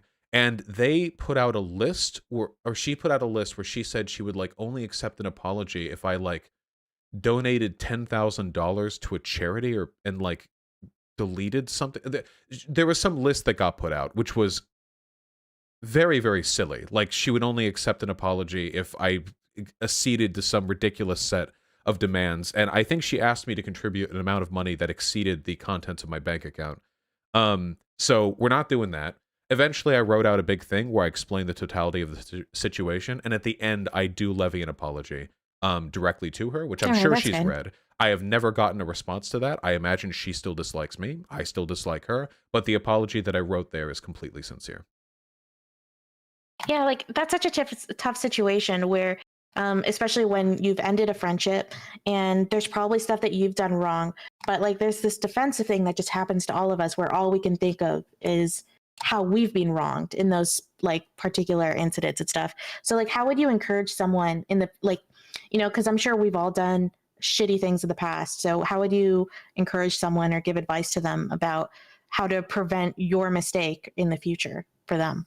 Well, I mean, owning up to it is obviously important. I think one of the oh god, I see so many people make mistakes in this, and I feel like a poser making these arguments because it seems hypocritical because I've fucked up on this in the past. But generally speaking, I think one of the big issues is that people take a lot of their internal emotional world and they project it onto everyone else. So the reason why Yeah. I behaved the way I did was in large part because everything that took place was fucking embarrassing. It's really embarrassing to have Discord logs leaked, especially when you're behaving Yeah, that I was poorly. gonna say having That's logs leaked, especially if you're sexting, like that sucks. That really and sucks. for what it's worth, that person who leaked those logs didn't want Destiny to show them publicly. I don't know if Destiny had heard that and decided to go on with it anyway, or if he had not heard that there was a desire to keep them private and just went ahead with it anyway. But the whole Mhm. massive public spectacle wasn't something that was anticipated or desired by either party, myself or that person. So things got out of hands regardless, and it's so embarrassing. Maybe deservedly so, sure. I'm not saying it's not warranted. I'm just ugh. So I projected a lot of that onto other people. It was so embarrassing. The only way to get around it was to frame that situation in a way in which I couldn't be culpable for it. Because if I'm culpable for it, then I own up to the embarrassment, and that's not happening. And that led Mhm. to the when I went on Destiny's stream, I like tried to defend my behavior, um, which was obviously not good.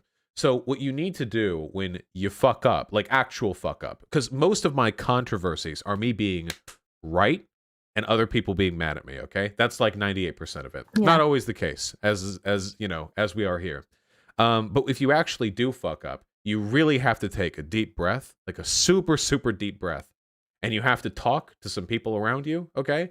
Not so they can give you pats on the back or be your like cheerleader or be your training coach or whatever, but just have a conversation with them, just chill out for a second and think not about today, not about tomorrow, think 6 months from then. Think 2 years from then. How is this going to play out? What's the out here? And what you're going to find is, if you actually think about it that way, your out is never deny, deny, deny. Okay? It's never going to be some weird posturing defense. It's always going to Mhm. be the most concise, contrite, forthcoming, and straightforward apology you can provide. And that's what you should always aim to do. Yeah, I think that's really fair. Has this might sound like a weird question following up from that, but is has this changed your approach to flirting, right? Like since that incident? Um, so what I did with that person could only in the most uncharitable possible world be called flirting. Yeah. Yeah. So It hasn't And I'm changed my sure from your approach on perspective, that's what you were thinking, right? well, in my mind, because I'm an idiot and still am, but not to this extent. When I was back then, Mhm. I was thinking, I'm just being like cool. I'm just, Okay. I'm just being, I'm being a cool I dude. appreciate That's the honesty. yeah. So that's where my brain was at. It hasn't really changed how I flirt because when I'm actually flirting, I try to put effort in. I put work in. I try, I analyze the angles, it definitely has changed how I talk to people online though, because following that, so that was like what you'd call a legitimate cancellation. Fine, I'll take it, I'll take the Mhm. L. But there have been many attempts afterwards to try to force L's on my forehead. People run at me with like Yeah. a brand with an L on it. There are people who will fake screenshots, there are people who will Yep. doctor logs, and at this point it has reached the point where I do not talk to anytime a fan says, "Oh my god, you're so cool." I just like send a heart, I ignore. I don't talk to anybody. Because unfortunately, and 'cause sometimes I see this happening too. I see people whose only server they're in are servers that I know have like right-leaning political affiliations, and they'll give me like Yeah. bait messages. They'll give me like, "Hey, you're so hot. Can I see your fat dick?" And I know what's gonna happen if I Mhm. engage with this person. If I respond to anything, they're going to push for it. If I provide a nude, they're going to say, "I'm actually 12," and then screenshot it and put it on Twitter. Okay. So the only Yeah. response that you can do with these people is just ignore or block. Ignore, block, ignore, block, ignore, block. That's all you can do. I've had the same things happen to me just like running CC where people they try to get some kind of blackmail on you, right? So they try to entrap you in certain situations. Um, but I don't know. I feel like I almost had a privilege of being female in that situation because women were just like so trained already to be suspicious of any dude messaging us. That I think probably it's harder for like guys that either get power in some kind of way or some kind of online presence to have to turn away women that might be potential like flirtations there. So I could see that. Yeah, you definitely are trained to be more concerned. That is true. For a lot of this is one of the reason why there are so many fucking like groomers in the Smash community and stuff, okay? It's because Hmm. playing video games obsessively gets you zero pussy until you reach the video game 1%, okay? And that can be a very jarring transition for a lot of people. They spend their entire upbringing doing nothing but playing in their dingy fucking basement. And then all of a sudden, they either because they pop off in a stream, they join a team, they do a tournament, all of a sudden they get incredible amounts of attention and publicity and media and what have you, and a lot of them just lose their minds. They're like, "Oh my god, this is it! Final! I've been starving in the desert. I've been dehydrated, and I finally found the oasis of pussy." Except, of course, because these people are undiscerning and often just don't care, it usually ends up to some sexual inappropriate behavior or like grooming minders or some shit. But I think that does lead to it. A lot of it is because like these guys have it in their heads that there's nothing for them, and then suddenly when there's anything for them, they latch onto it. It's like an incredibly toxic reaction to a sudden burst in fame and popularity. But like I think you like get where that comes from, right? Like kind of the way that It's like it's not good, but you can understand it. well, it's not necessarily that I understand it. It just seems like a natural sociological reaction to what's taking place. I feel like it's a big Hmm. problem with shared communities as well. The Smash community is particularly susceptible because, like, Smash is a party game that's played by people of all ages, so fans of Yeah. that game are going to be of any age. Whereas in the past, it was like, if you're an adult, you mostly just hang out with adults. But if you're an adult live streamer, who the fuck knows who you're hanging out with, right? Like, it So could be because of this, would people you of any say? age group. So because of this, would you say that you don't think, I guess, content creators should, sext or fuck their fans? I think they should be extremely cautious with these engagements. The reason why I say that rather than something super essentialist like they should never is because I do know some content creators who had fans who they ended up developing relationships with over a long period of time, and I think they've formed relationships that are equivalent in value to Hmm. what you would expect outside the content creator fan dynamic. because they were handled responsibly and because nobody was being weird and exploitative. Now, there's no way to guarantee from the outside that that's what's going to take place as opposed to some really weird, like, predatory behavior.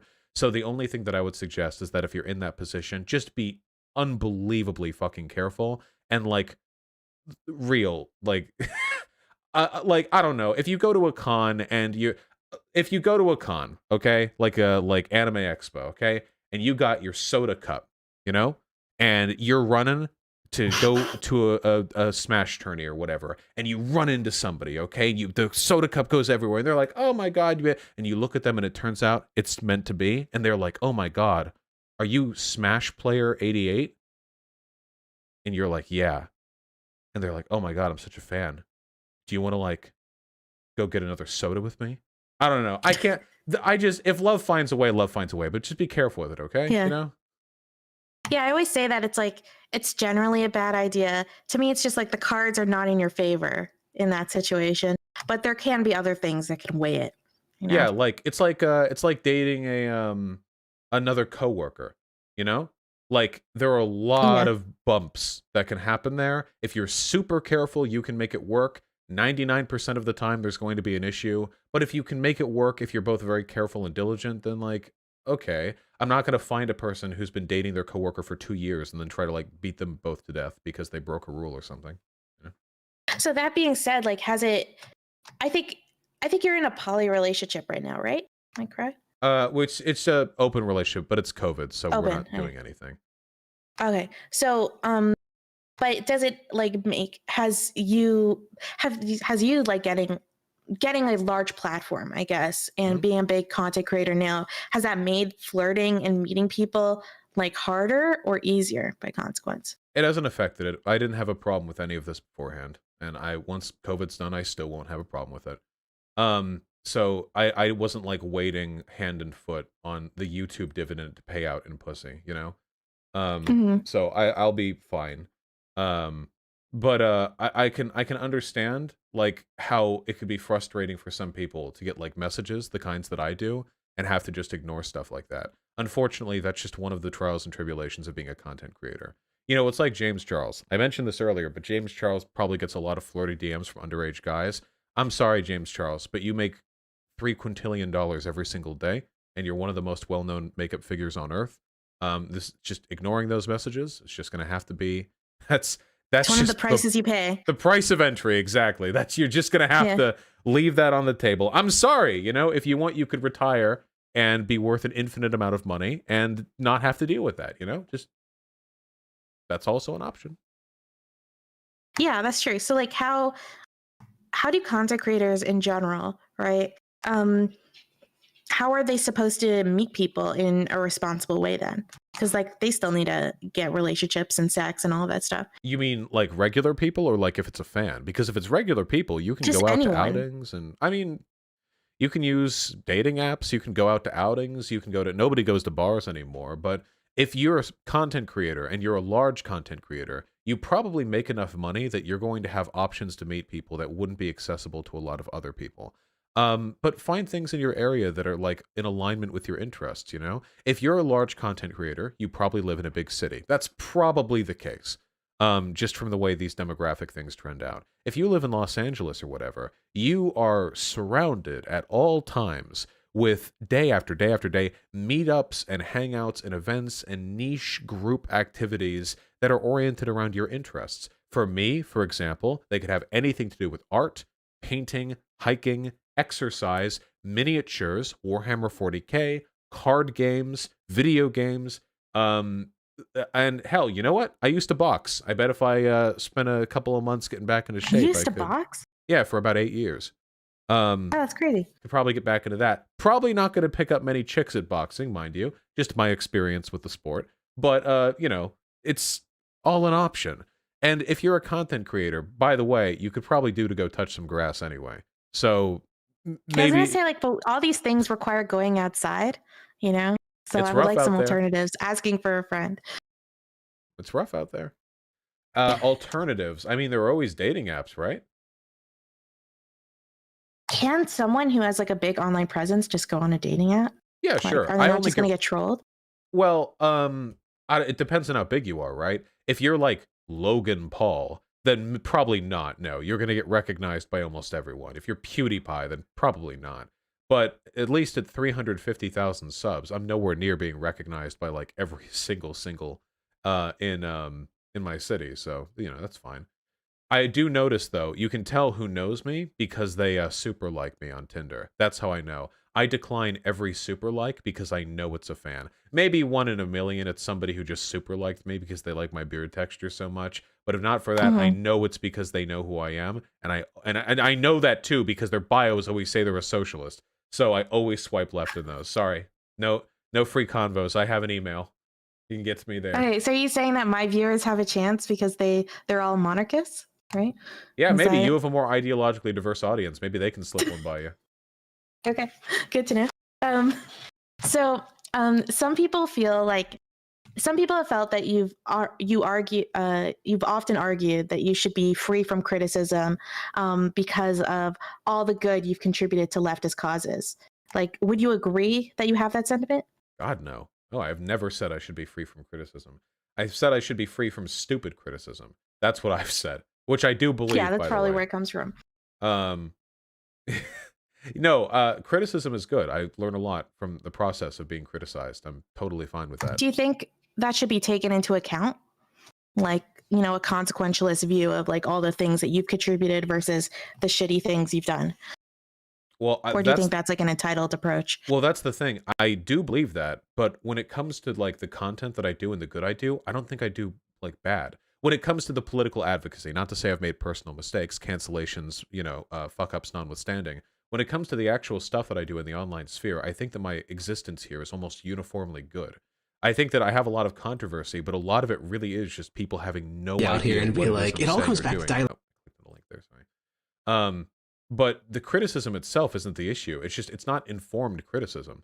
All you have to do is Mm-hmm. search my name on Twitter and you will find people raging at me for things that have nothing to do with me or who I am. Like, they're so alien, so completely divorced from any of the things that I believe or advocate for, that to me, they unironically, they come off as satire. If I saw them in my own subreddit, I would assume it was satire. But it's not. The people are making the jokes unironically. Yeah, that's true. But how do you separate the legitimate criticism versus the illegitimate criticism? Because I Uh, really struggle with that. I mean, mobs online probably aren't going to give spectacular criticism in general, so you should probably just find a small group of people whose input you trust and rely on them to tell you when you're taking the L or the W. But like broadly, I don't know. I feel like a lot of it kind of hinges on the extent to which you're comfortable in your own process of introspection. Because if you're Mm-hmm. not, you're always going to defer to other people's understandings of a given issue. And if you go the opposite direction, you're not introspective and you're unaware of that fact, you're never going to take any criticism at all because all criticisms will come off like bad faith to you, you know? I don't know if there's like a one and done answer to this. I don't know if there's like an easy catch-all solution. All I know is that there is a difference, a meaningful difference, between good and bad faith criticism, and that distinguishing between the two is necessary if you want to improve your content. Yep. I think something it'll just be something I have to learn over time. Um, has when I'm sure that you were really critical of content creators before you got successful yourself.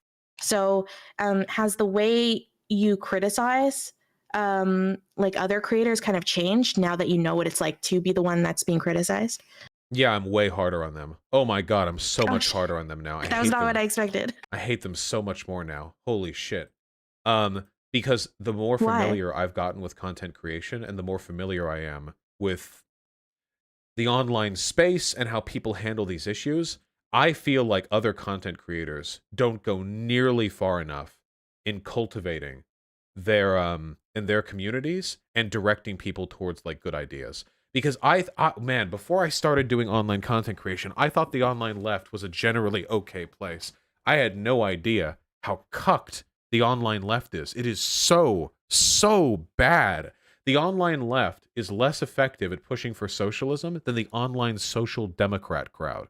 Like, it is unbelievable how incompetent and how ignorant the online left is. I genuinely feel sometimes like I'm an oasis in a desert. Like, there are very few other communities that I actually trust to have anything even approximating good ideas on this. And I blame all of it on the content creators because they're the ones who enable and facilitate this. I have gone from liking to hating so many content creators, and they all deserve it, and they'll all get their just dues in time. So there's not a part of you that starts to get like empathy, at least for, you know, bringing someone down and like knowing what it feels like to have this mob against you? No, fuck them. These people are making hundreds of thousands of dollars selling bullshit to their audiences. I have no respect for these people. No, whatsoever. Not to mention all the shit that I have to put up with. I am undeniably, inarguably, the most hated person in the online left. In fact, some days, I think that outside of legitimate political figures, if you're only looking at content creators, I might be the most hated political content creator, proportional to their size. I think that's actually a defensible position. If I can handle this, then I think that other people can handle my criticism, okay? But other people, they wilt like flowers when I get angry. That these people freak out when they get meaningful criticism. Because what they want to do, and this is the central, tenet of my criticism. What about Contra? I have surpassed Contra in being hated a long time ago. Guys, you people are way behind the times. The central criticism I have is that a lot of lefty content creators really do seem as though they're just interested in building some social space. They want to build like a cute, tight-knit community with its in-group and its out-group. They want everyone in there to be like friends and like they want their clout. And they don't really care about broader pragmatism. It's just about building that brand. And I hate that. I really do. The conflation of a political space and a social space is just... it's very destructive for the online left. Is it fair to say that you see yourself kind of as like a political advocate or Yeah. like an activist? I'd call myself an advocate, not an activist. But yeah, absolutely. Everything that I do, now there's no denying that I build my brand as well, but I never build my brand at the expense of a broader understanding on an issue. Every day I do my best to try to discuss, describe, and present issues to my audience in a way that I think furthers their understanding of complex topics. I never sacrifice that deliberately with the intention of facilitating the growth of some community, you know? Mhm. Well, one of the biggest criticisms that I've heard about you, right, is not to do with any of those controversial moments, Mhm. but it actually just has to do with your style. But I'm guessing that that's also what's probably made you so successful. So it's like a double-edged sword, right? Like there's been criticism of you having like a condescending style and like the way you debate. And is that like an intentional thing, like on your part? They call me condescending because they don't like being the one who's wrong in the conversation. It wouldn't matter whether or not I was condescending. These people would still hate it. I mean, what's a non-condescending way to tell a person that they're a fucking idiot and everything they say they understand is completely incorrect? I feel like the problem is that non-condescending disagreement is relegated exclusively to good faith conversation. But if you're having a bad faith conversation with the morons that I deal with in this space, then there's not really any room for me to criticize them outside condescension. For example, like recently, I was arguing with a tanky who seemed to unironically believe that like Marx would have approved of what Stalin did, or that like Marxism uh uh necessarily precludes anti-democratic measures. Now, I'm not entirely sure what I'm supposed to say here. Do I say you have no fucking idea what you're talking about, but like non-condescendingly? How do I don't know how to do that. People don't come on my stream for like chill conversations most of the time. They come on here because they hate me and they want to own me. And then their communities get angry when they are the ones who end up getting owned instead because unlike them, I'm actually accountable for the stupid shit that I say, so I know it better than they do. Do you think that that's a part of your appeal, like of being condescending to these people with, as you say, like bad ideas? I suppose, but I don't know what the alternative would be. How do you not be condescending to people whose ideas are this unformed? It's not like we're having a chill conversation, then I start screaming at people. You can go look through my convos for the most part, and I mean 95% of them. It's usually me being pretty chill and just pressing them on issues and asking questions and challenging their ideas until they start freaking out. And at that point, the fireworks start. But people just get mad at that latter bit because what they really want me to do is roll over and just agree with their perspective. I guess like the attitude that helps me from being like that is I know for me, like when someone talks in a condescending way and I'm incorrect, I know that I'm less likely to change my mind, right? Because my defenses start getting put up. So like the walls go up and then no idea can penetrate through. But the biggest attitude that's like helped me in general with that is just reminding myself that education is a privilege, right? Having the correct opinion is sometimes a privilege that is only afforded to certain people. And I don't know, I'm guessing you probably disagree with that. Um, but especially like, and that has to do probably because the topics I deal with are often like really complex, like Israel Palestine. So I'm not just going to automatically think someone's dumb or an idiot because they don't know like the intricacies associated with it, Yeah, because that again, takes time. it really depends on what a person is talking about here. If a person is Yeah. trying to discuss some incredibly niche or nuance or complex issue, I'm not going to fault them for not knowing everything. I mean, I don't know everything about everything, but those aren't the conversations that I tend to have. The conversations I tend to have usually are people having extremely basic misunderstandings about concepts that they could have Googled before talking to me. That's the frustration that I have, you know? Like, I never get to the nuanced arguments. I never get to have the nuanced arguments. The last time I had a really nuanced discussion with another leftist with whom I had disagreements was, oh, come on, guys, you remember her name. Well, they'll remind me in a second. Um, Zoe Baker. Yeah, but what's an Arco Pack? There we go. Yeah, an Arco Pack. Yeah, that was a good conversation. But Do you beyond that, notice that your views drop when you have those kinds of nuanced conversations? yeah, sure. Most of the people who watch me want blood, definitely. Um, but if I had conversations like that every day, then I wouldn't be known as a condescending person. Those people deserve like nuanced discussion. Most of the people who come on just don't. How many genocide deniers or Nazis or people who think that black people's brains are smaller than white people's brains do I have to talk to before there's not before, like when is the condescension legitimate essentially, you know? Yeah. And I do have to say that I don't think you've been condescending or rude at all, like in this talk. So you've been really nice. So Yeah, thank you for that. I don't think I've ever been condescending to a person who I wasn't arguing with because I'm not a condescending person. It'd be like calling me a I feel like I don't know. This may be like a dumb example, but I feel like it would be calling a person violent because they're like a drafted soldier or something. They may engage in violence, but it's not because it's in their nature, it's because the situation calls for it. I'm not condescending by nature. A lot of the people that I have on deserve nothing but. So, if as long as we're not with those people, it should be fine. Well, I've heard you say before that you used to be worse, right? You used to be way more aggressive and that you've kind of like chilled over time. How did that chilling over, like, how did that happen? Oh, even the people with whom I feel I was too harsh are people who probably don't deserve anything more than my scorn. Like talking with Nazis. The issue is, it's Mhm. just important rhetorically to set up dunks a little bit better by not being angry to begin with. You never want to give the impression that you're angered by your opponent, because that's what people want. It gives them an excuse to ignore your Yeah. position. Very often, debates come down to who is made angrier faster, and that person loses.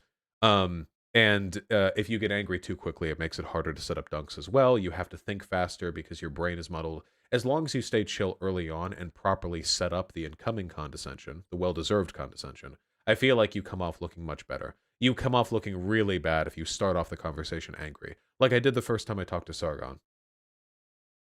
Oh, so do you regret how that talk happened? Oh yeah, Like you the don't first feel like time, sure. But then I learned from that time, and then the second conversation I had with Sargon hurt him so badly that he went ahead and made a video saying he would no longer debate bread tubers because we make that's money. when you know you've done well, right? Yeah, exactly. So, you learn from the first time, then you go ahead with the second time. So, I think we talked a little bit about this before, but um, do you think a debate can ever be productive, or do you think entertainment? Well, I think that entertainment can be productive, much in the same way that Mhm. like a fun television series can imbue moral character into the people who watch it. I think that an entertaining debate can still push people in positive directions. For example, even if I have a shouty, screamy debate, let's say we're just talking blood sports debate, nothing real beyond that. And we have that conversation, And there are two benefits people can derive from that. One is that in the process of yelling at this person, I might have said something, procured some piece of information they didn't know, in which case they learned something. And the other possibility is that there are people watching who were on the fence beforehand who got moved over to my side.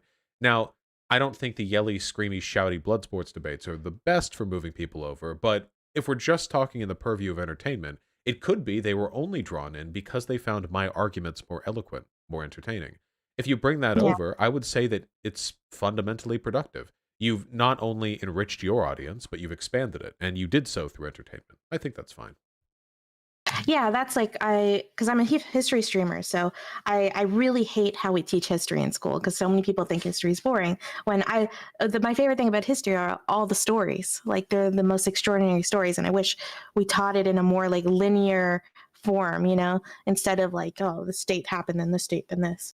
Um, so yeah, totally agree. I wish that more we would combine education with learning a lot more than we do now, Well, yeah, especially in that's why formal. nobody pays attention in school, right?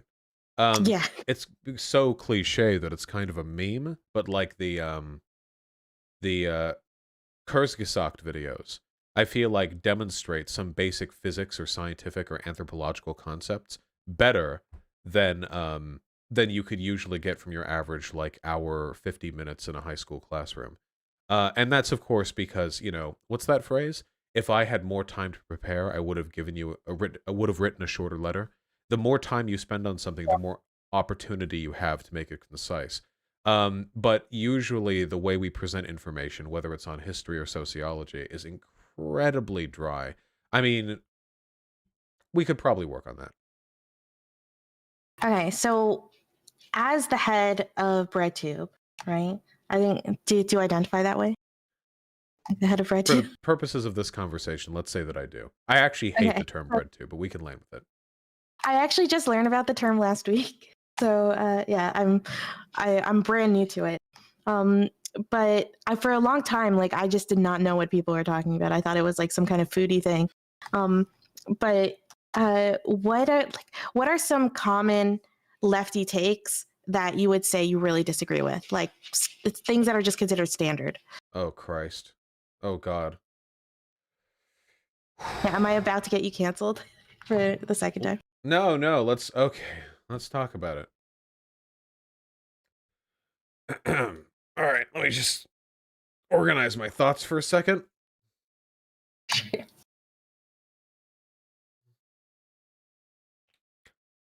Okay.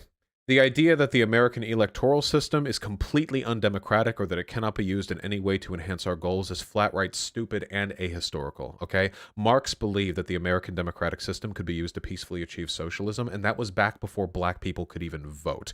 Nowadays, we do have a more representative system. A lot of lefties completely disregard the extent to which democracy can be exploited in our favor. They completely ignore electoral politics. They have absolutely no care for the way in which elected officials can make our jobs easier or harder. And frankly, they're just generally uneducated in the way the American political system works. They just don't know. It's not even a criticism that I can levy because they don't know enough about the system to criticize it. They just get angry. They just get annoyed by its existence. But that is not a political argument, and it's certainly not being woke or whatever.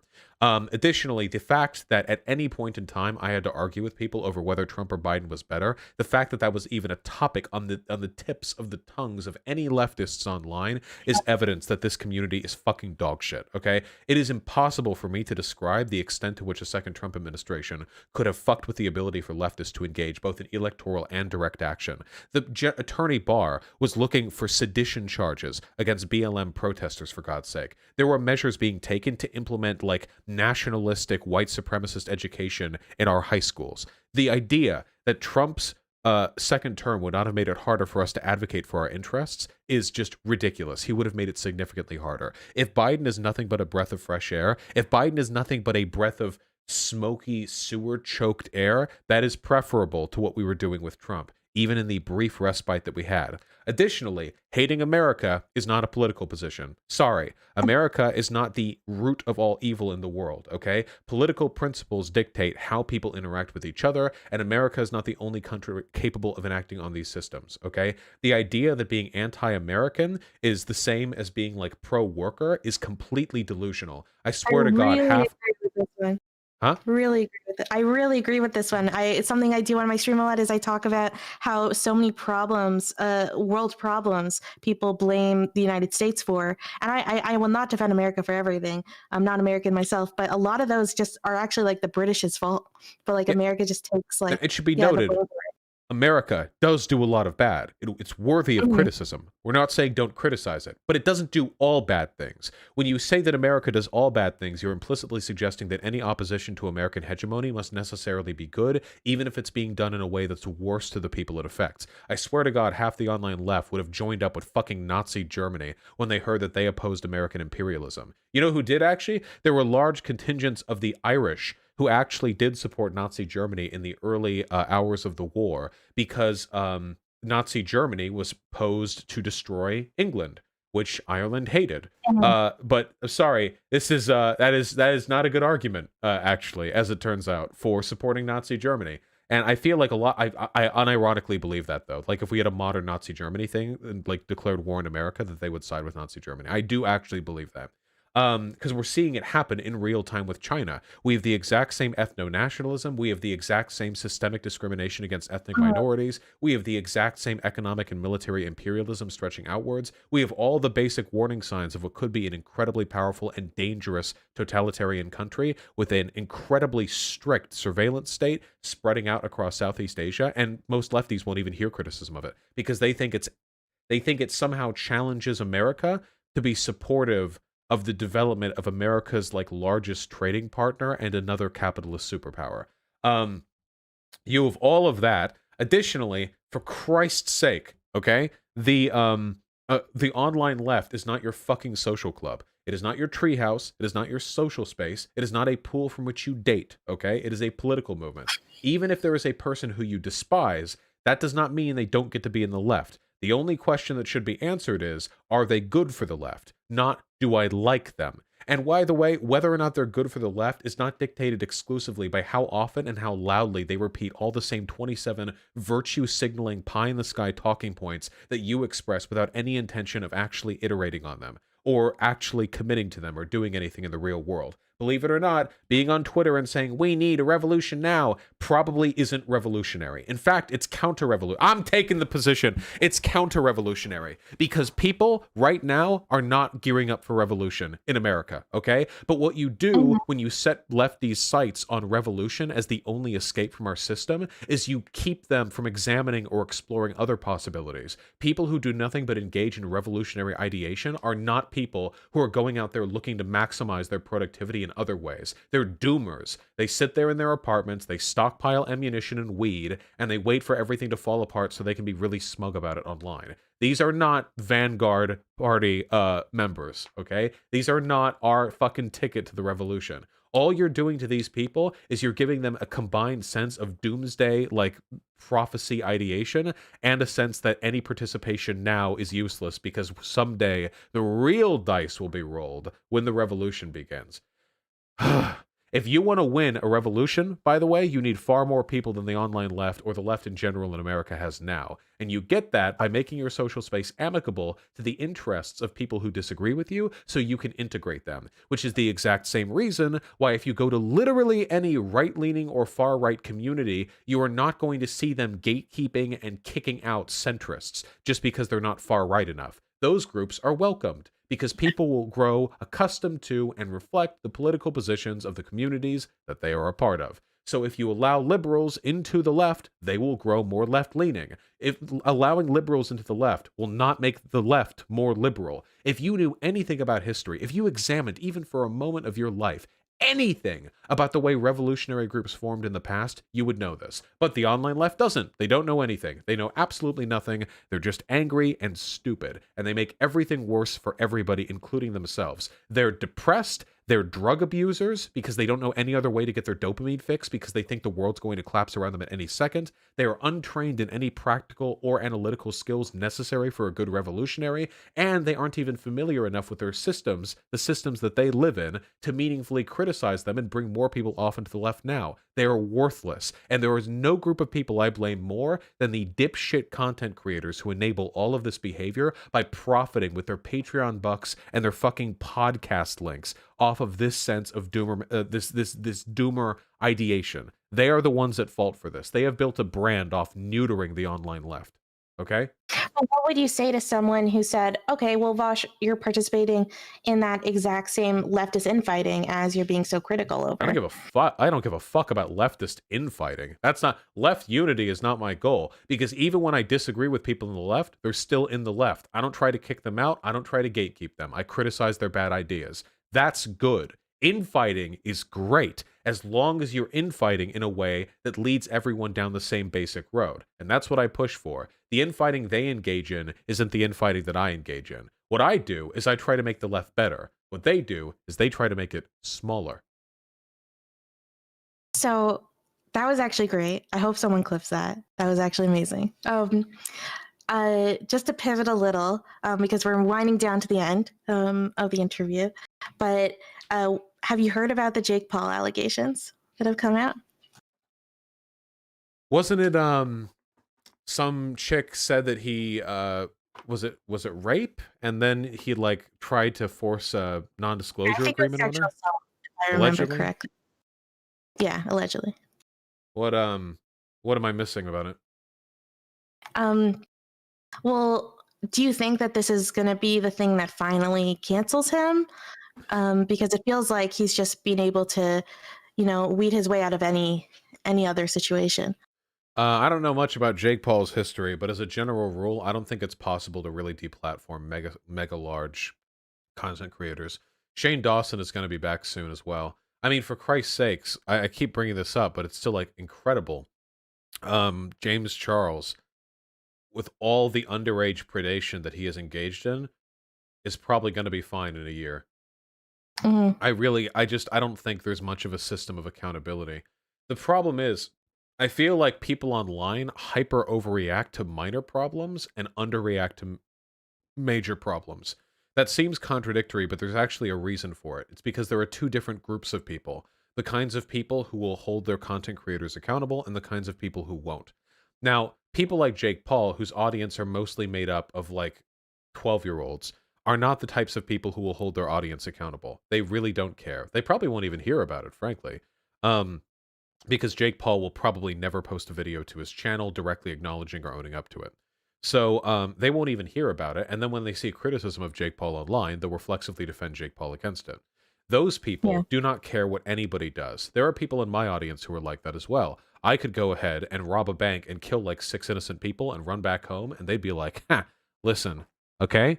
First of all, it was a meme. Second of all right, not even that big of a deal. Happens all the time. Third of all, I don't even think it did happen. There are always people who are going to play like hyper defense for their content creator.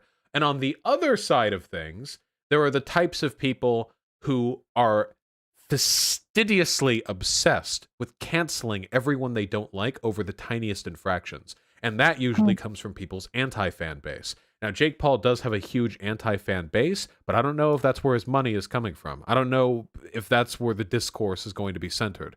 Everybody has... What's an anti-fan base? I'm sorry? What's an anti-fan base? It's what I have. The fans, but opposite. It's what I have more of than I do regular fans. And those people try to fastidiously cancel people over nothing, over anything. Just today, I saw this post where Marianne Williamson said, "There are no words," and posted a picture of a really beautiful bird. And then I replied to it, "It's a bird." And somebody quote tweeted it, saying, "I fucking hate Vosh. We need to get this fucker out of the online left. What a stupid piece of shit." And got thousands of likes because I said it's a bird. That's real, by the way. These people will try to take somebody down no matter what they do. So I think we need a healthy balance, okay? We need less anti-fans who will try to religiously cancel anyone and everyone they don't like, but we also need to encourage regular fans to be more critical of the people that they watch, because it's infuriating for people who extol a certain set of values to be fans of a content creator who is a rejection of those values, and they don't care, you know? Yep. No, that's really, really true. I spent I way too long saying all that. I apologize. No, it's okay. Honestly, I'm stuck on like you saying that you think Shane Dawson's going to come back. That's kind of crazy.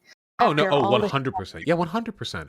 He'll come back. He'll do some big 43-minute video of him tearing up, and he'll say, I've changed. I'm sorry. I was so lost back then, but I spent some time, and he'll discover something new. It's going to be religion. It's going to be horses. It's going to be hiking. It's going to be something new, and that'll be his ticket back in. And then he's going to come online. He'll get a wave of criticism to begin with. People will quote tweet. People will get tens of thousands of likes, but eventually that'll fade away. And a smaller but still very large portion of his original community is going to go back to watching him, and we'll all be none the wiser. It's going to happen.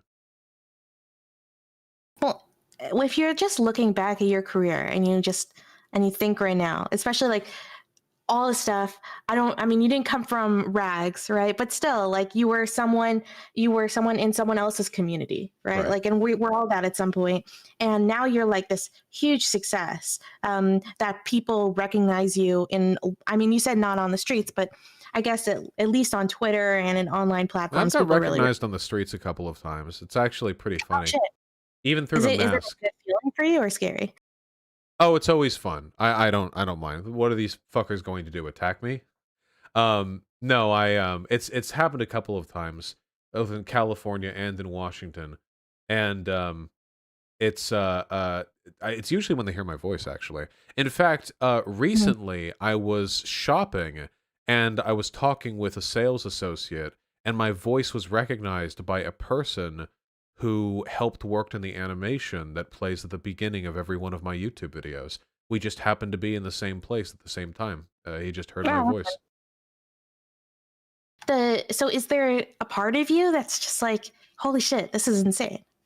Like this is crazy. Oh yeah, it's wild. I can't wait for COVID to be done because I imagine there are even more people who would have recognized me if it weren't for the fact that I was wearing my mask. 90% of the time when I'm out, I'm not talking after all, you know? So we can have even more fun with that, can go around, explore the place, have a good time.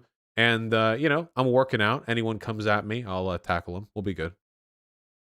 Yeah, like for me, the moment I had more than like 30 viewers, I was like, what the fuck? This is insane. Because if you just imagine like those 30 people in a room, it's like a lot of people. Um, so I can't even imagine how you feel like with thousands of people who watch you. Yeah, it's See, the funniest thing actually is the online friend circle discourse because Hyena has a friend in Australia, and I talked to that friend once. In fact, I think that friend was actually on stream once. I played Phasmophobia with some people, including him. But he once said that he had mentioned to his friend group that he had played Phasmophobia with Vosh, and apparently all of his friends knew who I was already. And now they're like, "Oh my god, no way!" And it's like, okay, it's on the other side of the planet. I only have 350,000 subs. I mean, we're not talking millions and millions here, but apparently that just happens. It's really, really wild. But I enjoy it. I mean, I love attention, so I'm not going to complain. is there something, if you could, I mean, obviously you can't, but is there something that you would tell your pre-famous self as you were just starting to be up and coming, like if you could? Yeah, come up with a better analogy to demonstrate why child slave labor is bad. I think that'd be probably the big one. Yeah. Yeah, that's good advice. And just in general, what advice do you have for newer content creators like me or just anyone else who is hoping to get into this world?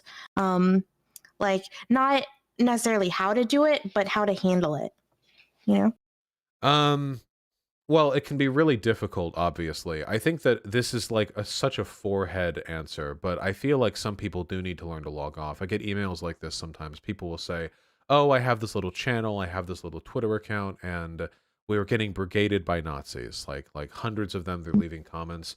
Sometimes people have this weird need to like be present for it. Like it's a train wreck they need to watch. You don't.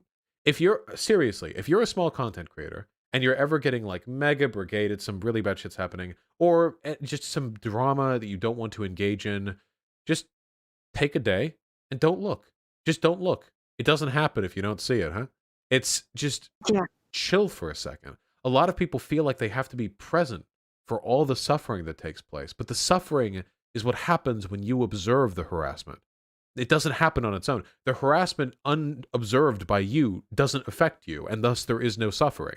So you just need to take a deep breath and not engage with it. Some people, they're so insistent. They have to like reply to everything, block everything. Don't. If that's an issue, just chill for a second. It's not like, oh, you're being cyberbullied, turn it off. It's just take a day, just one day. It can make a huge difference. And also, isn't that kind of like ignoring the problem? No, the problem is observing the problem. That's the problem. That would be like saying that if there's like a fire outside of your house, you have to put your hands into it, because if you don't, you're ignoring the problem, which is you being burned. Well, it is by engaging with the problem that the problem is created. So hands off. So anyway, be careful with that. The other big one that I would say when it comes to dealing with all of this is you have to understand that nobody cares as much about you as you care about you. This is just a good general rule for social anxiety. People Yeah. freak out when they embarrass themselves, and that usually leads to them doing worse things than they would have if they've chilled out. My poor reaction after the sexual harassment drama was because I freaked out. It was because I was embarrassed. I had a urge to downplay everything because I was projecting all of my internal criticism onto everybody else. If you just take a second and reflect on the fact that the criticism that you receive is coming from people who don't think about you in all likelihood as much as you think about you, the love that you receive is also in all likelihood coming from people who don't think about you as much as you think about you. It's all filtered. And if you don't treat it as though it's filtered, if you take it as though it's distilled, you're going to end up very much overemphasizing everything that comes your way. And that's great until it's not. So just don't do it to begin with, and enjoy the online content creation process for what it really is, an opportunity for you to have a cool group of fans who kind of like you and maybe even really like you and are just happy that you're there. That's the best way to think about it.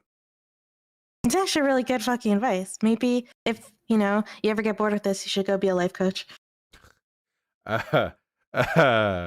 Yeah, you You're like, could Google my name to check my reviews. Get like 87 threads before you actually see the website. I'd have to pay Google quite a bit to get to the top of that ad listing.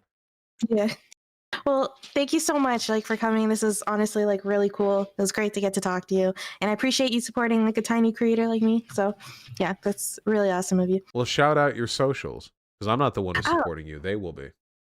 Yeah, well, I'm Aristocracy, so I'm Aristocracy TV everywhere, on Twitter, on Twitch. You should follow me or subscribe to me on Twitch. I stream almost every day. I usually do history content, but twice a week I do these interviews with people I find super interesting, like Bosch. So yeah, you guys should follow me.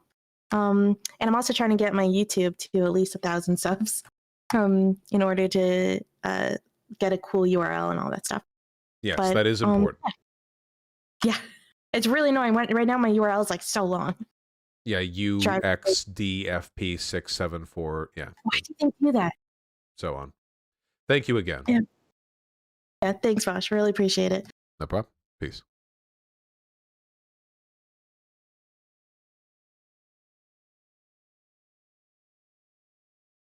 Nice. That was a good conversation. I feel like that's probably the most extensive interview we've done.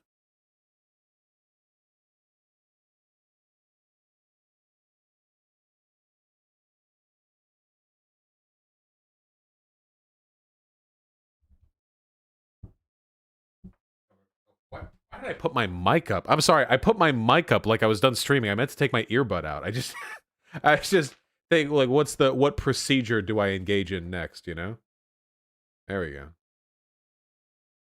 There we go. Now we're back. A lot of good questions. Yeah. What are you even doing? Well, I was taking my earbud out. What do you want from me? You made a point about leftist infighting. What about the cum pledge? Yeah, I don't know. I don't know how much. Feel like we're pretty far gone from the cum pledge at this point, boys. Besides, the cum pledge doesn't mean anything if we've already angered everyone on the left anyway, you know? If we've already infuriated all of the online leftists, then the cum pledge is kind of useless at that point, you know? You know, I don't normally do this, but I didn't eat before stream and I'm a little hungry. I think let's just Q&A. We haven't done it in a while. Chat, let's just Q&A. We'll do the gun conversation tomorrow. We'll also talk about some other stuff tomorrow, but for right now, let's just chat. I'm just looking at questions. We'll chat for a bit.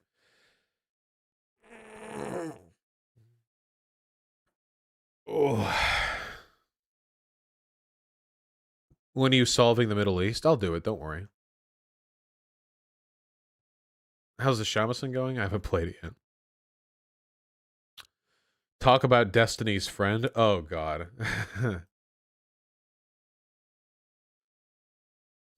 Oh, shit. Am I getting criticized? Uh-oh. Uh-oh, guys. Wait, hold on. It's happening. It's happening live. Okay. So No Name tweeted, why are white leftists more eager to unify with racialized communities than organizing your own people first? Your own people. Unity with black people is meaningless as long as the masses of white people are indoctrinated into white supremacy and liberalism. Please don't speak to me about police. What's up? Nah, I'll do it when stream ends. So what are my criticisms of this position? Okay. When I imagine people on the left organizing and forming friendships and bonds, I don't imagine them deciding who to do so based on their race. Like, I don't think there are white leftists who are, like, running specifically to black people, but, like, they avoid talking to white people. I don't think that's a thing that necessarily happens. Maybe it happens sometimes. I'm going to try to be super charitable. The most charitable interpretation of what No Name is saying is that there are a lot of leftists, white leftists, who want to seek comfort in being part of like a racially unified leftist coalition, but they don't want to use their white privilege to put in the work to radicalize other white people, which is something they have a disproportionate ability to do because you're white and you're in other white communities, what have you. The issue is, and this also probably goes along with me being a little more uncharitable towards No Name because I've seen her tweet some dumb shit. This also comes off to me like whiteys stay in your lane. I think that's definitely an element of how this comes off, you know? And like, you know, whites, you stay in your lane, you do your thing, and then people of color, you stay in your lane, you do your thing. That's kind of what this feels like. And if that, and if what No Name meant to say was my first statement, then I feel like she could have phrased it way better. The use of the phrase your own people kind of lends to my interpretation rather than the charitable one, I think. Or like the Steelman version, you know? Does that make sense? Yeah, No Name's whole Twitter persona is white stay in your lane. Yeah, I was really happy when I saw No Name start to like tweet lefty shit. I don't know if this is something that she only started doing in the past year, or I feel like it ramped up more recently. It definitely ramped up more recently. I'm trying to see if I can...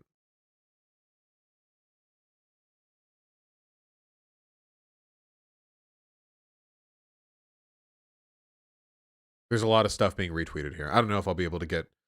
I don't know if I'll be able to get a feel for the type of stuff I've seen her tweet in the past based on just scrolling through her Twitter feed. It's just a feeling that I get from her sometimes, you know? The stay in your lane type deal. Well, whatever. She's a baby leftist with a lot to learn. If she's not careful, she's going to end up being a tanky, okay? She might already end up being a tanky, which would be exceedingly unfortunate. Probably one of the largest tanky accounts on Twitter. Question, do you still call women bitches? And if so, why? I call everyone bitches, okay? Because I'm very egalitarian. Anyway, I say wokely segregating my socialist movement wokely. Throughout history, there has been one thing the capitalist class has feared: workers of different races organizing separately without solidarity. So the reason why I'm really hard on this point is because historically the greatest weapon that people have used against worker solidarity, it has been racial segregation. That's the big one. This happened back at the beginning of the 20th century when union organizers were trying to unite the working class and collectively bargain in their interests. The problem was that there was a lot of racist propaganda disseminated, in part by those union organizers and in part by business owners, and sometimes by the government, which led to black people often not being allowed in those unions. And that means that the union's fucked.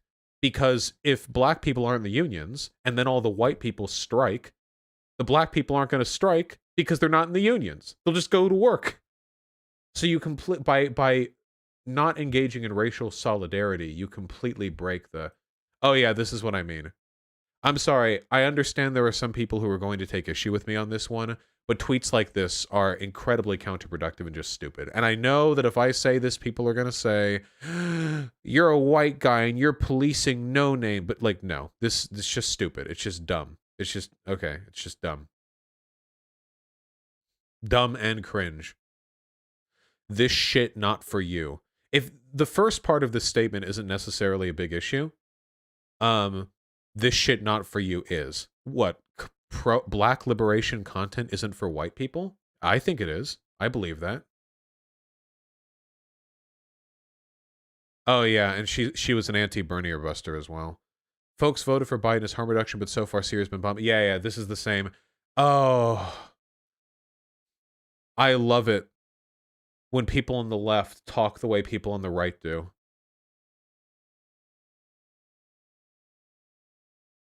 See, here's the thing that makes this really stupid, okay? This is the thing that makes it incredibly... Oh, pro-Bernier bust. Sorry, not anti-Bernier bust. This is the thing that makes this incredibly stupid, okay? So, let's say you're a leftist. Your goal is to make more people join the left, right? That's the thing that you want. I hope, right? You want more leftists, right? That's how we win, right? That makes sense? We're good on that, right? We're following? Yeah? Come on. Yes, thank you. Okay, Jesus. You want there to be more leftists, okay? So how do you convince people to be leftists? Well, in my mind, and I think there's a pretty good argument for this, the best way to move people over to the left is to point out to them that liberalism isn't doing very well, that liberals aren't doing a good job, that liberals are not holding up their promises. You need to move more to the left. You need to vote in more left-leaning people because they actually will fulfill their promises. So if No Name was doing the productive thing here, she would be saying, hey, liberals, look at all this bad stuff Biden is doing. Leftists are the ones who've got this. But she's not. She's attacking people who voted for Biden for harm reduction. The only people who voted for Biden for harm reduction are other leftists. If you're a liberal, you don't vote for Biden for harm reduction. You vote for Biden because you like Biden. This tweet, with 72,000 likes, is targeting not liberals to make more people leftists. It's targeting lefties who believe correctly that Biden is better than Trump. If this was targeted at liberals, I wouldn't have an issue with it because I do have problems with Biden. But this is targeted at lefties who argued Biden is better than Trump, which makes this tweet both unproductive and incorrect. Does that make sense to everyone? Right. So I do not have a particularly high opinion of No Name. I think she's the type of leftist that leads people down bad leftist roads. So anyway, I have this tweet. Now let's get to the actual criticism. A lot to unpack here. Where to even start? So who's this person? St. Andrew. I think I recognize this Twitter profile. Followed by Mexi. Oh, God. All right. We'll see. First of all, y'all need to keep woke out y'all mouth. Okay. I can tell we're about to have an extremely productive discourse here. Oh, Christ. Anytime black folks voice the most banal of criticisms of the way whiteness operates in revolutionary spaces, y'all jump out with the woke segregation BS. It's blatant anti-blackness. So first of all, nothing here. Being anti-segregation is not anti-black. Sorry. That's a very weird take to have. It's a very strange perspective that you have. And additionally, it is okay for white people to have opinions on black people's critiques of whiteness operating in revolutionary spaces. Sorry. I am not a segregationist. I think that black people and white people can both offer criticisms on an issue. I don't think that makes it anti-black. And as for the woke segregation BS, I think that I just demonstrated by going over the earlier tweets. No Name does engage in the woke segregation thing, at least a little bit, with the whole like this ain't for you thing. Like, yeah, that kind of lands that way, you know. Second of all, it's not your socialist movement, lol. Not just because you're a streamer who admits to doing no IRL organizing, but also because the vast majority of socialist movements have not been led by the white middle class. So this belies a significant misunderstanding both of how socialist organizing takes place and also of basic semantic structure. So, guys, are you familiar with this joke format? Blank something, my blank, comma, something. You've seen it used elsewise, okay? This is not the only way. I did not invent this way of phrasing the joke. The joke uses my. The reason why my works here is because it's, see, this is, again, what's part of a joke. The reason my is used here is because in the context of the joke, you're meant to be the person making the decision about X or Y. And since I'm referring to what No Name is doing, I would actually be saying, from the perspective of No Name, I'm wokely segregating my socialist movement wokely. See, I'm criticizing something No Name's doing by phrasing it from her perspective. See? So actually, the correct way of interpreting this joke, if you had, I don't know, even a semblance of comprehensive ability, would be that I'm saying No Name is the one who owns this socialist movement. Do you understand? Does that make sense? Is that not fucking obvious? Not just because you're a streamer who admits to doing no IRL organizing. Hey guys, here's a hot question, okay? Is there something anti-leftist about being a streamer, or is it actually the most effective and democratic way of reaching a huge number of people cheaply? Because if you want to reach a huge number of people, and you don't want to use streaming or the internet, you have to go through a TV station, which they won't let you broadcast our ideas there.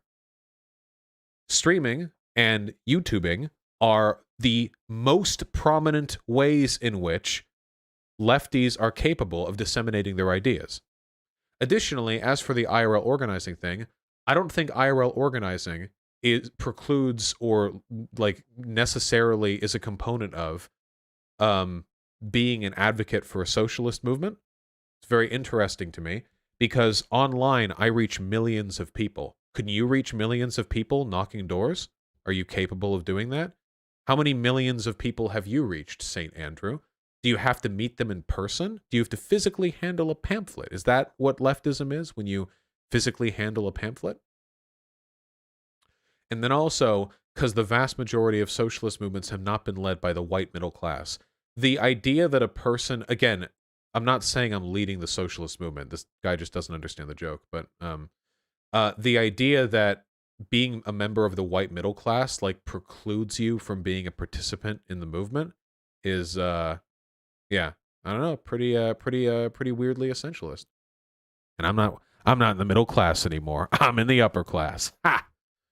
Existing movements, from Rojava to EZLN to Cooperative Jackson to Land Back Struggles, are being led by people of color. The most y'all have done so far is with riding with Biden. Please. Wait. Wait, hold on. Are we actually doing this? Black people do more socialism than white people. Wait, this person's unironically trying to do a race war thing. Like, wait.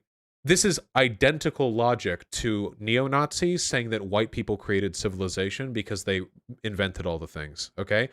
The idea that a person belongs to a group more or less because of their race is insane. This is just racism. Yeah. This is your lefty. This is your lefty shit right here. Third of all, the aggressive bad faith misinterpretation. Oh, I'm the one acting in bad faith. Of black voices to your overwhelmingly white audience. I have no white people in my audience. All of you are black. You all voted for Biden. Thank you. Is also staggeringly anti-black. You're far more charitable to ex-Nazis. So, again, this is basically saying if you criticize black people, you're anti-black. There's no real other way to get around this, I'm afraid. Which brings me to my main point. This isn't segregation. Not only because of the stark difference. I like how this guy set out to prove that this wasn't a woke segregation thing, but then while attempting to prove it, he did this and said that, like, POC are better at socialism than white people. It's interesting to me how this guy was trying to disprove my argument, and then he proved it more by pointing out that, yes, he does believe in the woke segregation thing. Is it she? I didn't actually. I'm just... He, him. No, he, him. You know? Not only because the stark difference in power dynamics, but because No Name's take is not about dividing the movement. This isn't divisive, by the way. Saying earlier what No Name said, that my socialist revolutionary struggle content isn't for white people, that's not dividing the movement. It's so funny how I'm the one who gets accused of being divisive from, I'm going to be real, a lot of like weird, like black kind of anti-white people who repeatedly say anti-white shit and then accuse me of being like divisive, when I have never for a nanosecond said that a person can't be a part of the left because of their race or gender or ethnicity. Like, not for once. I want all of you here to be part of socialism, okay? But, yeah, it's pretty interesting. How long does this go? What the fuck? All she's made clear is a lot of white folks are not putting in the work to organize their own communities, encouraging dismantling the anti-blackness within those communities, and are not doing enough to confront their own anti-blackness before claiming solidarity and unity. Wait, I'm the one trying to divide the movement, but you're saying that they're not doing enough work before claiming solidarity and unity? Wait, so you are dividing the movement. That's exactly my point. You're saying they don't have a right to claim solidarity and unity for X reasons. And then you're doing that while saying that you're not about dividing the movement. Stick to your own, Whitey. Work in your own community. You don't get to claim solidarity. By the way, I'm not dividing the movement. By the way, I'm not trying to like segregate people in the movement or anything. Just, how did this get so many likes? I don't know if anti-white is the term to use here. I'm really sorry, and I know that people are going to clip it, but there are a lot of Twitter lefties who are anti-white. It's not as bad as being anti-black. You don't get to do as much harm, not as much systemic oppression, basically no systemic oppression behind it. But we got to be real. There are anti-white lefties. Yes, they are. The harm they do, by the way, isn't the harm they do to white people. It's the harm they do to themselves because they keep white people from joining their movements. That's the real problem. It's not, I'm not saying that the anti-whiteness in the left is harmful because white people are getting hurt. I'm saying the anti-whiteness in the left is harmful because it's narrowing our movement and preventing people from being charitable. Yeah. Yeah, they also give a fuck ton of fuel to the alt-right. Are all MLs tankies? I don't know. I don't like MLs anymore. Chill. No Name also posts shit like this to her Insta. What is this?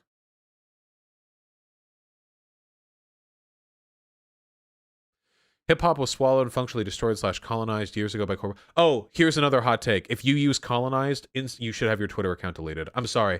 I have seen this word used correctly like 3 times in my life online, okay? I'm sorry. At this point, if you use the word colonized, you just need to have your Twitter account deactivated, all right? Just, I don't care. Just, it's never used correctly. The entire industry is riddled with law enforcement Zionists and confused Africans with shallow motivations that align with the security state's allotted liberties. Wait, oh, this is from No Name. Wait. Okay. That's an interesting inclusion. I didn't know APAC was so anti-hip-hop.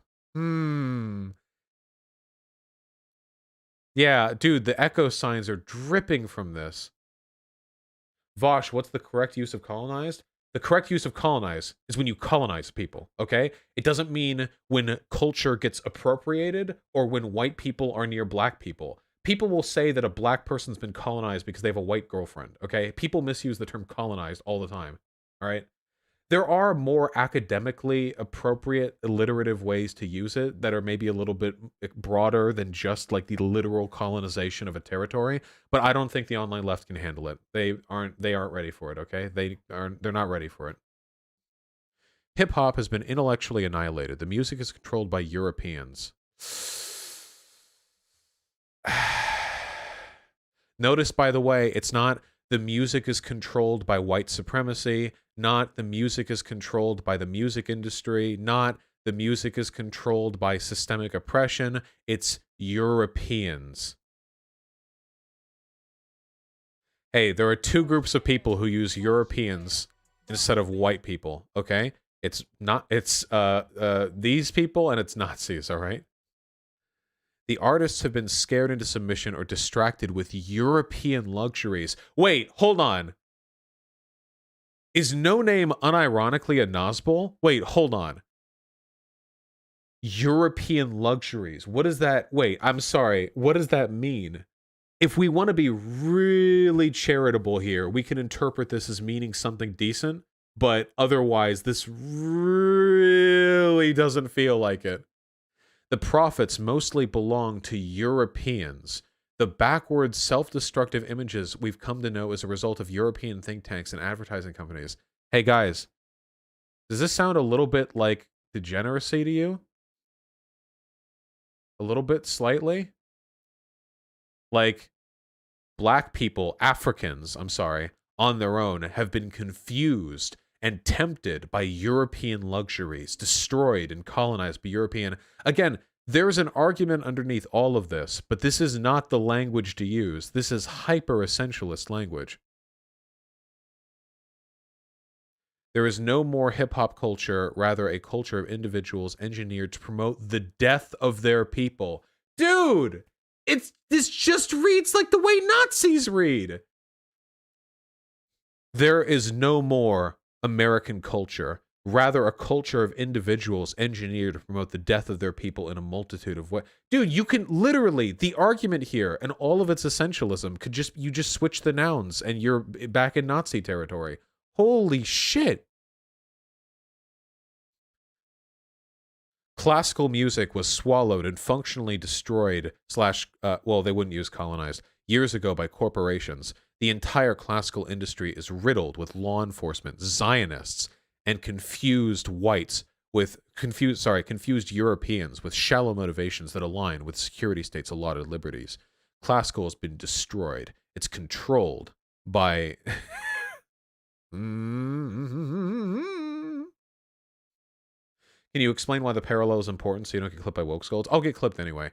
The reason why these parallels are worth pointing out is because, first of all, having been in academia, if you want to critique the way in which hip-hop has been commodified and destroyed by white supremacy and by generally white, like, majority interest record companies, this is not how you do it.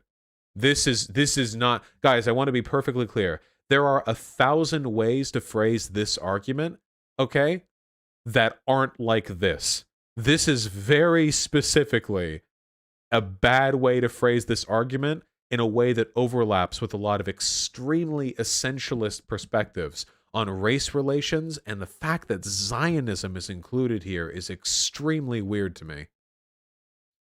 And the fact that it ends, a culture of individuals engineered to promote the death of their own people, this is identical to what Nazis say Jews have done to American media.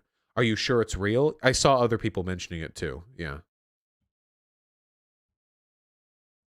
Vosh, don't you admit you don't know much about music? Lol, hip-hop is literally an international industry now controlled by, you guessed it, European corporations. Wait, so I'll say this one more time. There are 1,000 correct ways to make this argument. Hey guys, Did you know that there are also a lot of banking establishments in America that are owned by Jewish people? Just because there's a truth in there doesn't mean that the way in which the argument is being presented isn't extremely suspect. Trying not to be annoying, but I feel like you're being pretty uncharitable. With all due respect, I feel as though if you don't see the problems with this language, you probably aren't familiar with my content, or you're not familiar with the way that white identitarians talk. Like, this to me is pretty explicitly bad, you know? This is a massive reach. Wait, hold on. Can we do a poll in chat? Are there unironically people who think this is a normal way to critique the commodification of hip-hop? That this is just like a way you do it. It's just like a normal way. There's nothing else in here, nothing weird at all about the way this is phrased or the language used. I promise you, okay, having seen plenty of criticisms of the commodification of hip-hop before, this is not a typical way of phrasing it. This is pretty weird. Do we have any mods to do a poll? Maybe not. Well, whatever. If you can't convince people, you can't convince people. Unironically, all I'm saying is if this was tweeted by a white person and you swap out the racial groups, you all would know this was Nazi shit, okay? Anyway.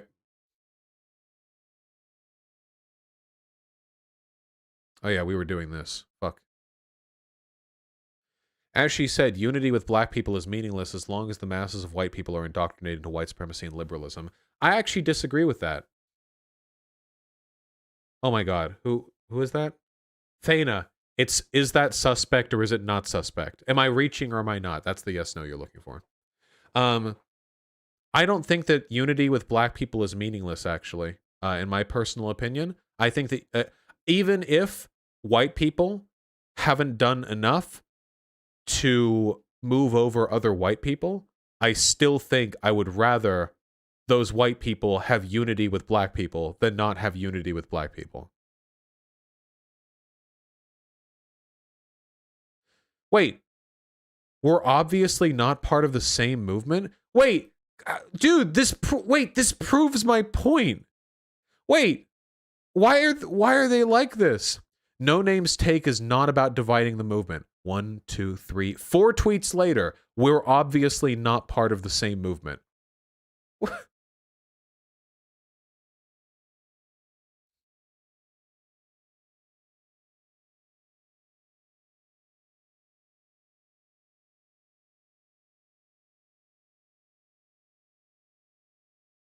All right, I'm coming out with a hot conclusion on this one, okay? Are you ready for it? St. Andrew and No Name are both anti-black. You know why? Because the best chance for black people to liberate themselves and to live free and equal with all other people, as they should, is a racially diverse coalition of leftist interests that work together and do everything that they can to maximize their shared interest, to liberate all of us together, okay? In the spirit of the old socialist movements, okay? In the spirit of all the communal groundwork they used to do, the work that you put in to making sure that the white man and the black man can see eye to eye and recognize their common struggle as workers, okay?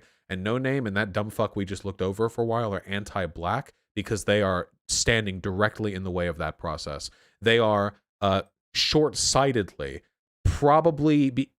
now, judging by that No Name Insta post we just saw, I don't know what No Name thinks about Jews or white people, but for whatever reason, they are very directly standing in the way of the best shot that we all have. The best shot they have. So, I don't know.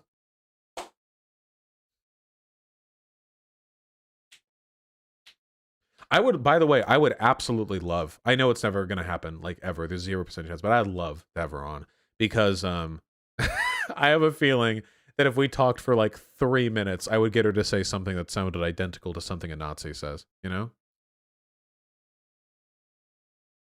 How do we fix the online left, Vosh? We like and subscribe. That's what we do. We like and we subscribe.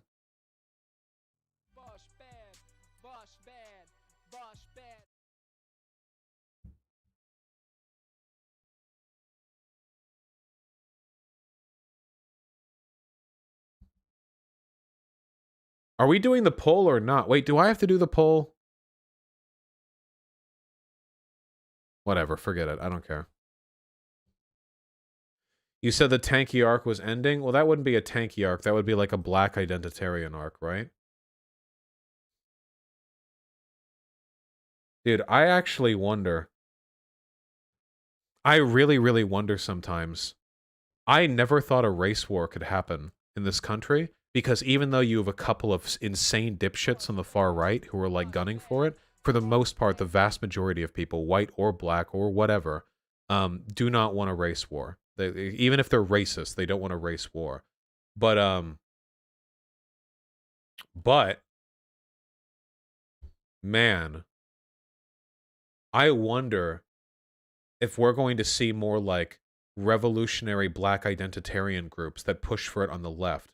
Because the right's already pushing for it, the far right. If the far right pushes for it, and if there are elements of that group that push for it as well, I worry.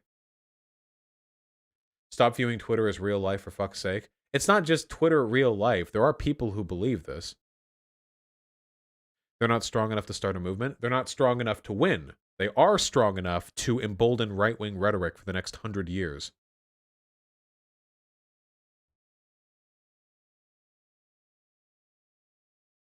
Right. I get your perspective of this, particularly with your experience in online tankies, but do you think it's still worth giving olive branches and reaching out, or do you think they're too far gone? I don't know why people treat this as though this isn't the case, but if a person disagrees with what I have to say, I have an open door policy. They can come on this stream, anyone, all the people I've shit talked. The Chapo Boys, No Name, fucking Sean, all the people who I've shit talked. Can come on here, and you can see, judging from my conversation with Hakeem, that if a person comes on here and they're chill and good faith, even if we have significant disagreements, I'm really happy to have a friendly conversation with them. Not some crazy debate, okay? People act as though I'm the one who doesn't want to reach out with olive branches, but they're the ones who don't want to come on here. Why Sean? I think Sean's a dumb fuck on Twitter.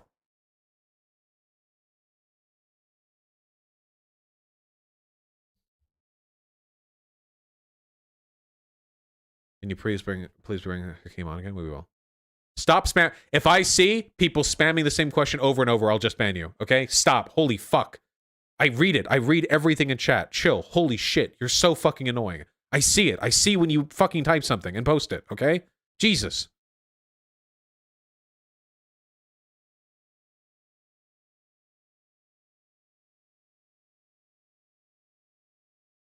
Favorite battle right champion? Oh god, I forget.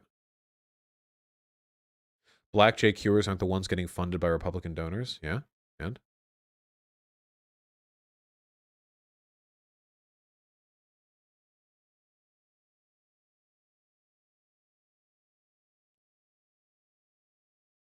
What's my boxing record? Oh, I boxed recreationally. I didn't have a record. I wasn't like doing it up.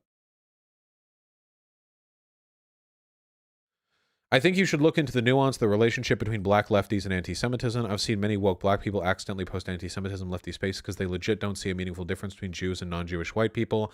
So when they point to Zionism, they don't know the extremely icy undertones because there were no black Nazis. I mean, that's a lot of charitability. Haha, they're anti-Semitic because they don't know it's bad. Maybe, I don't know. It's not like there isn't a history of black anti-Semitism that aligns with their identitarian values.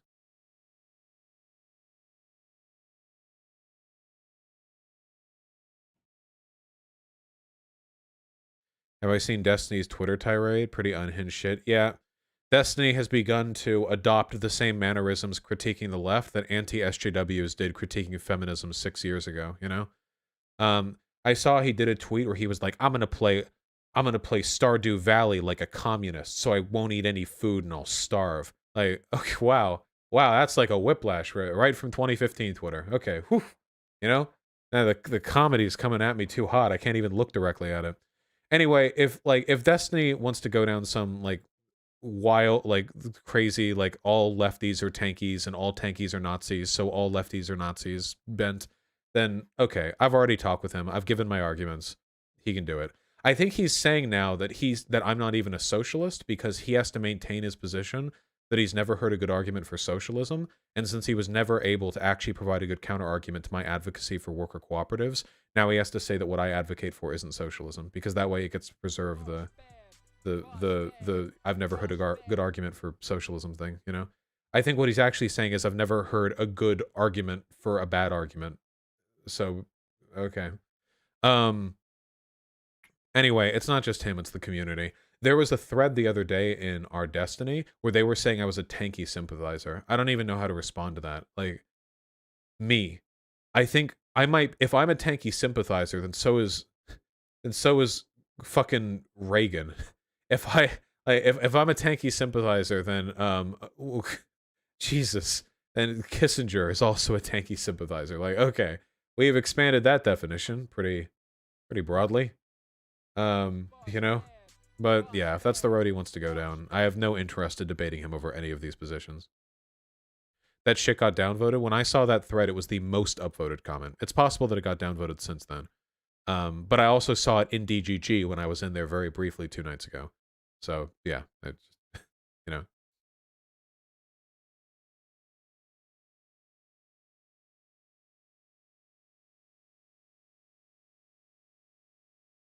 You're still in the tank, Eric? Yeah. Now's a good time to shout my socials out. You're right. If you like my content, I'm on YouTube. You probably figured that one out. Twitch. I hope you already figured that one out. Twitter, TikTok, Insta, Facebook. And I've got a podcast on SoundCloud and iTunes called Previously Live. Okay? We got lots of spectacular content, all right, that you can appreciate. Got TikTok videos. Make sure to like and follow and subscribe, okay? Get in there.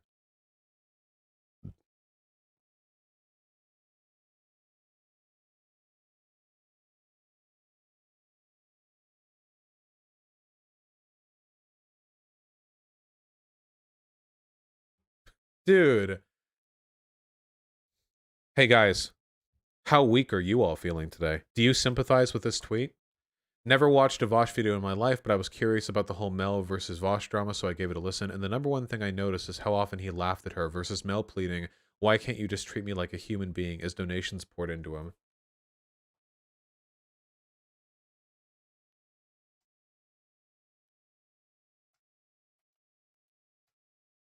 Do you, where's that meme? I need that meme right now. With the guy yelling at Hitler. The guy's yelling at Hitler, and he's like, "You just can't kill 6 million people. That's not ethical. You can't do that." And then Hitler's being calm, and he's like, "Wow, you're really angry right now. Looks like you've got a lot of growing up to do." Come on, you know that meme, right? Everyone's seen that meme?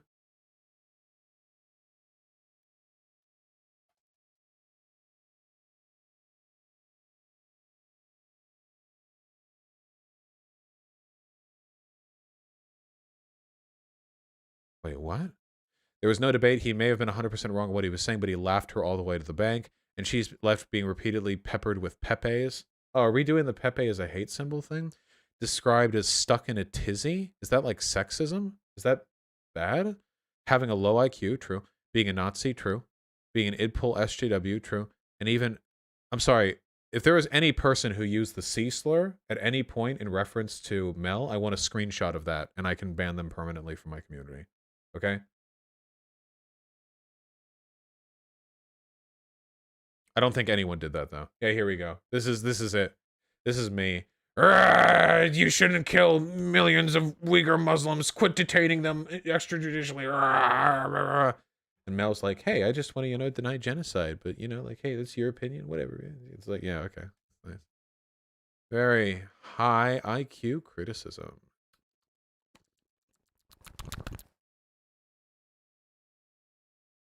What's the C slur? I don't know. Go Google it.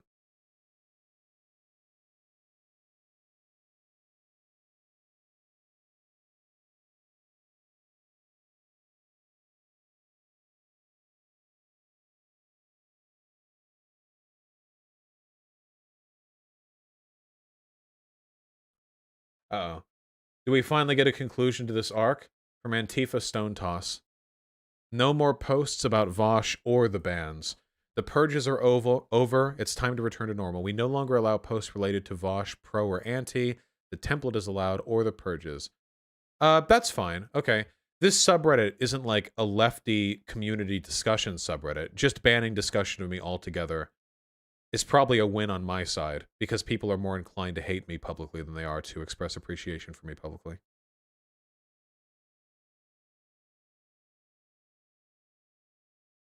Oh shit, and the community is calling for blood. Why haven't the instigating mods have their perms removed? Has worse than Hitler been offered their position back in the mod team? This is the person who got kicked out because they didn't want my community to be banned from there. Oh shit. Dude, that's 300 upvotes? Hell yeah. Oh, worse than hipster. Did I say Hitler? Whoops. We just saw a Hitler meme, so it was on my mind. No action against the mod who instigated everything? Oh, shit. Will the bans be undone? Yes, if they were unfair. We win. And you know what? Good. Because all my fucking fans wanted to do was chill in a subreddit they enjoy. That's it. That's all they wanted to do. Okay? That's it. They were not Vosh fans running in here like screaming at tankies. That didn't happen. What happened was people came in here shit-talking me and you guys defended me. And then you got banned. But now, we're free. Someone's already sent this, but holy fuck the absolute reach. Oh, this person has unironically called for all of your deaths. This person's probably, like, mentally ill. They've called for... They've said, like, I think that all Vosh fans should be killed, unironically. Yeah, I saw Xander Corvus. You're looking good there. So, yeah, this person's,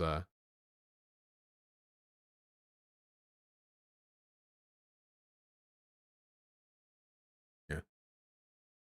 And has been harassing Merrick ever since. Yep. Remember, people who dislike me are bad people.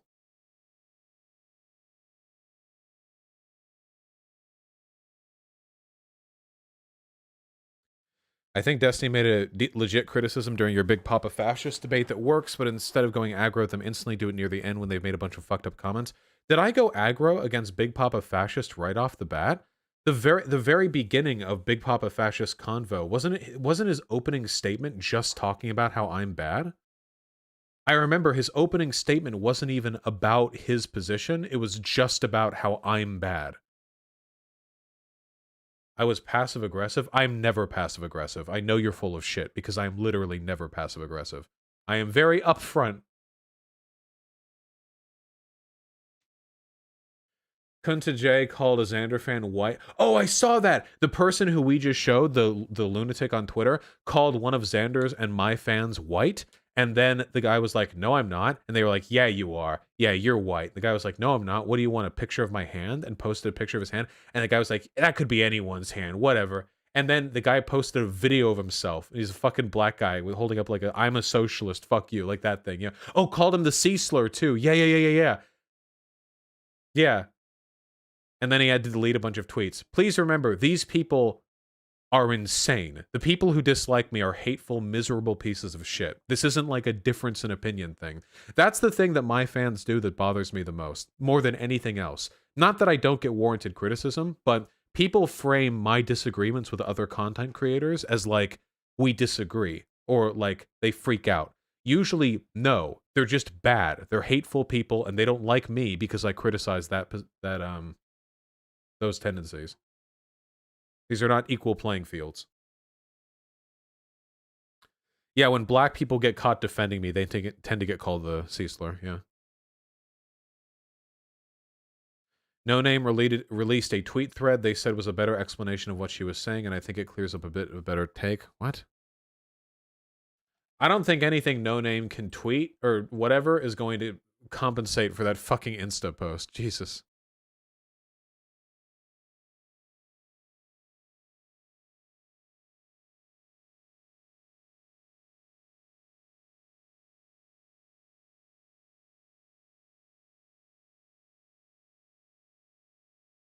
Wait, where? Oh, here we go. Thread explains in detail what I was incoherently ranting about earlier. Except, wait, this person has me blocked, don't they? Let me see. Yep. Something tells me that this explanation isn't going to be great if it's coming from an account that's already blocked me. But let's take a look anyway.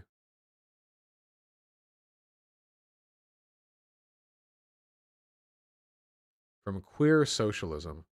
Damn, this account blocked me?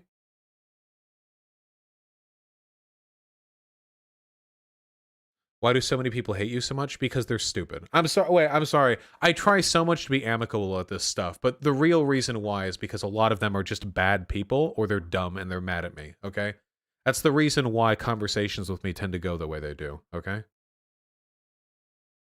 Remember, ML is a signal that pedophiles use on Twitter. It means minor lover, okay? Remember that. This here is just a more subtle invocation of this tendency, all right? Race was invented to keep working class people divided. Discussion about the antagonism between black and white people is just think it's fruitful. Ideological whiteness and the tool that ultimately negates solidarity and community building. The incredibly vague rhetoric of race dividing working class people implies race in its inherent constant terror and violence, two-way street, when in fact something overwhelmingly enacted. Marxist discourse, useless to fail, questioning anti-black racism.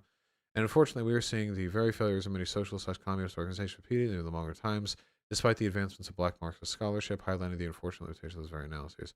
The unwillingness to stretch Marxism helps ideologically moving away orthodox modalities of the race question.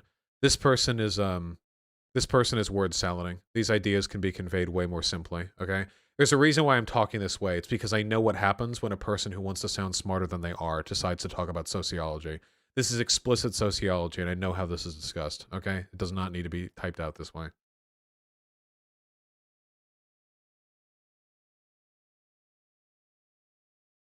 Yeah, okay, this actually doesn't really mean anything in total.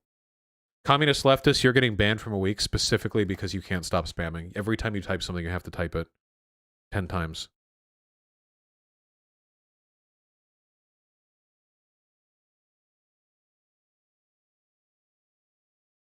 Can you explain it? Do I have to?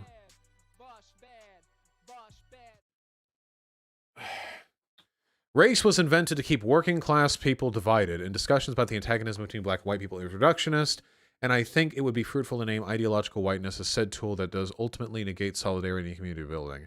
Okay, so this person is saying that ideological whiteness is the construction that leads to antagonisms between working class people of different races rather than race itself. The incredibly vague rhetoric of race dividing working class people implies race and its inherent constant terror and violence is a two-way street when it is in fact something that has been overwhelmingly enacted on working class poor black people by white people of every class strata. I think this is a little bit reductionist. I don't think saying race divides working class people necessarily precludes the idea that this is normally something that's been weaponized against black people. I have never seen somebody say race divides working class people and then go on to say that it's equal both ways. But something tells me this person probably does make it equal both ways because this person's probably anti-white or some stupid bullshit like that. Yes, this is where the loudest and most dominant sectors of Marxist discourse that privileges a universalized plus reductionist analysis of proximity/relationship to capital, particularly in the US/West, has historically failed in the question of particularly anti-black racism. Okay, so the idea that the phrase race divides working class people is a product of a failure in Marxist academic discourse because of the privilege of those who engage in it is, I think, a reach. That is a big reach to me, okay? I think what this is doing is this is implicitly suggesting that an incredibly common leftist phrase exists only because of, like, privileged whiteys in academic discourse, and I disagree with that. And unfortunately, we're seeing the very failures of many socialist/communist organizations repeated even in the modern times, a very strong statement that will not be expanded upon at any point during this Twitter thread. Despite the advancements in black Marxist scholarship, among other ideological strains, highlighting the unfortunate limitations to these very analyses. The unwillingness to stretch Marxism in hopes of ideologically moving away from orthodox modalities of the race question makes it applicable to our specific present conditions, which include race, gendered, sexual, and class antagonism, and how we can reconcile with them is sigh emoji. You want me to say all of this in just a couple of sentences? I can make it more accurate and more concise.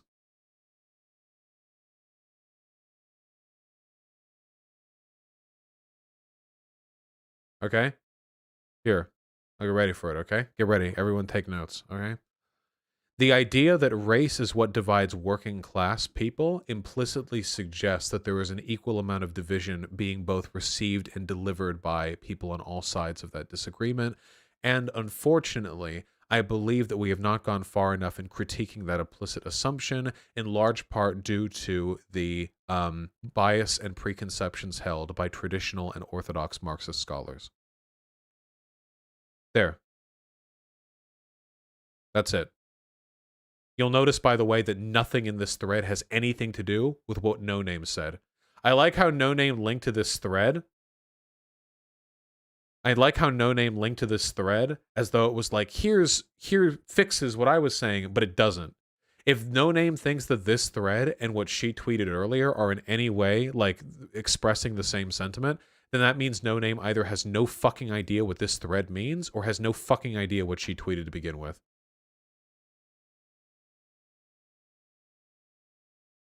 All right.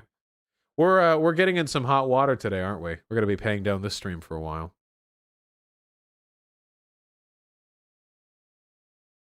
I don't get it. They calling you a class reductionist or what? Well, they're not calling me anything. They don't agree with me directly. Big Seltzer, we already looked at Destiny. Destiny's friend.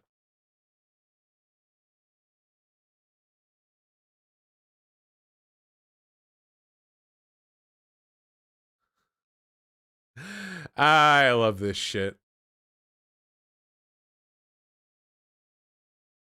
Oh. See the marker? Look, you see that? You see the Twitter heavy?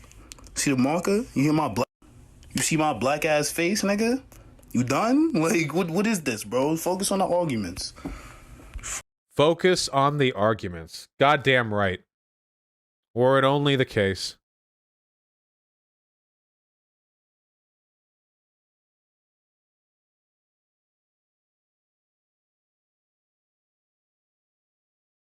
Scroll up. I can't. All the previous tweets have been deleted. All right. Should do bizarre political analysis, maybe. All right, people. Normally I wouldn't do this to you, but I'm actually super hungry. So hungry I can't even read donos, or I'll die. But I'll read them tomorrow, okay? Tomorrow we'll play some more Outer Wilds. Oh, stay mad, people. Oh, stay mad. Oh, they're so mad.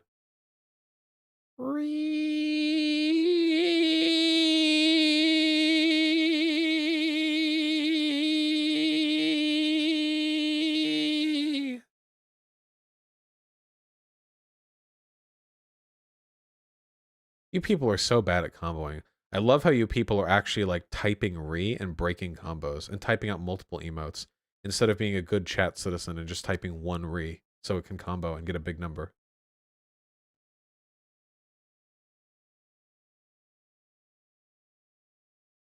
Oh, nice, Corvus. That's fantastic.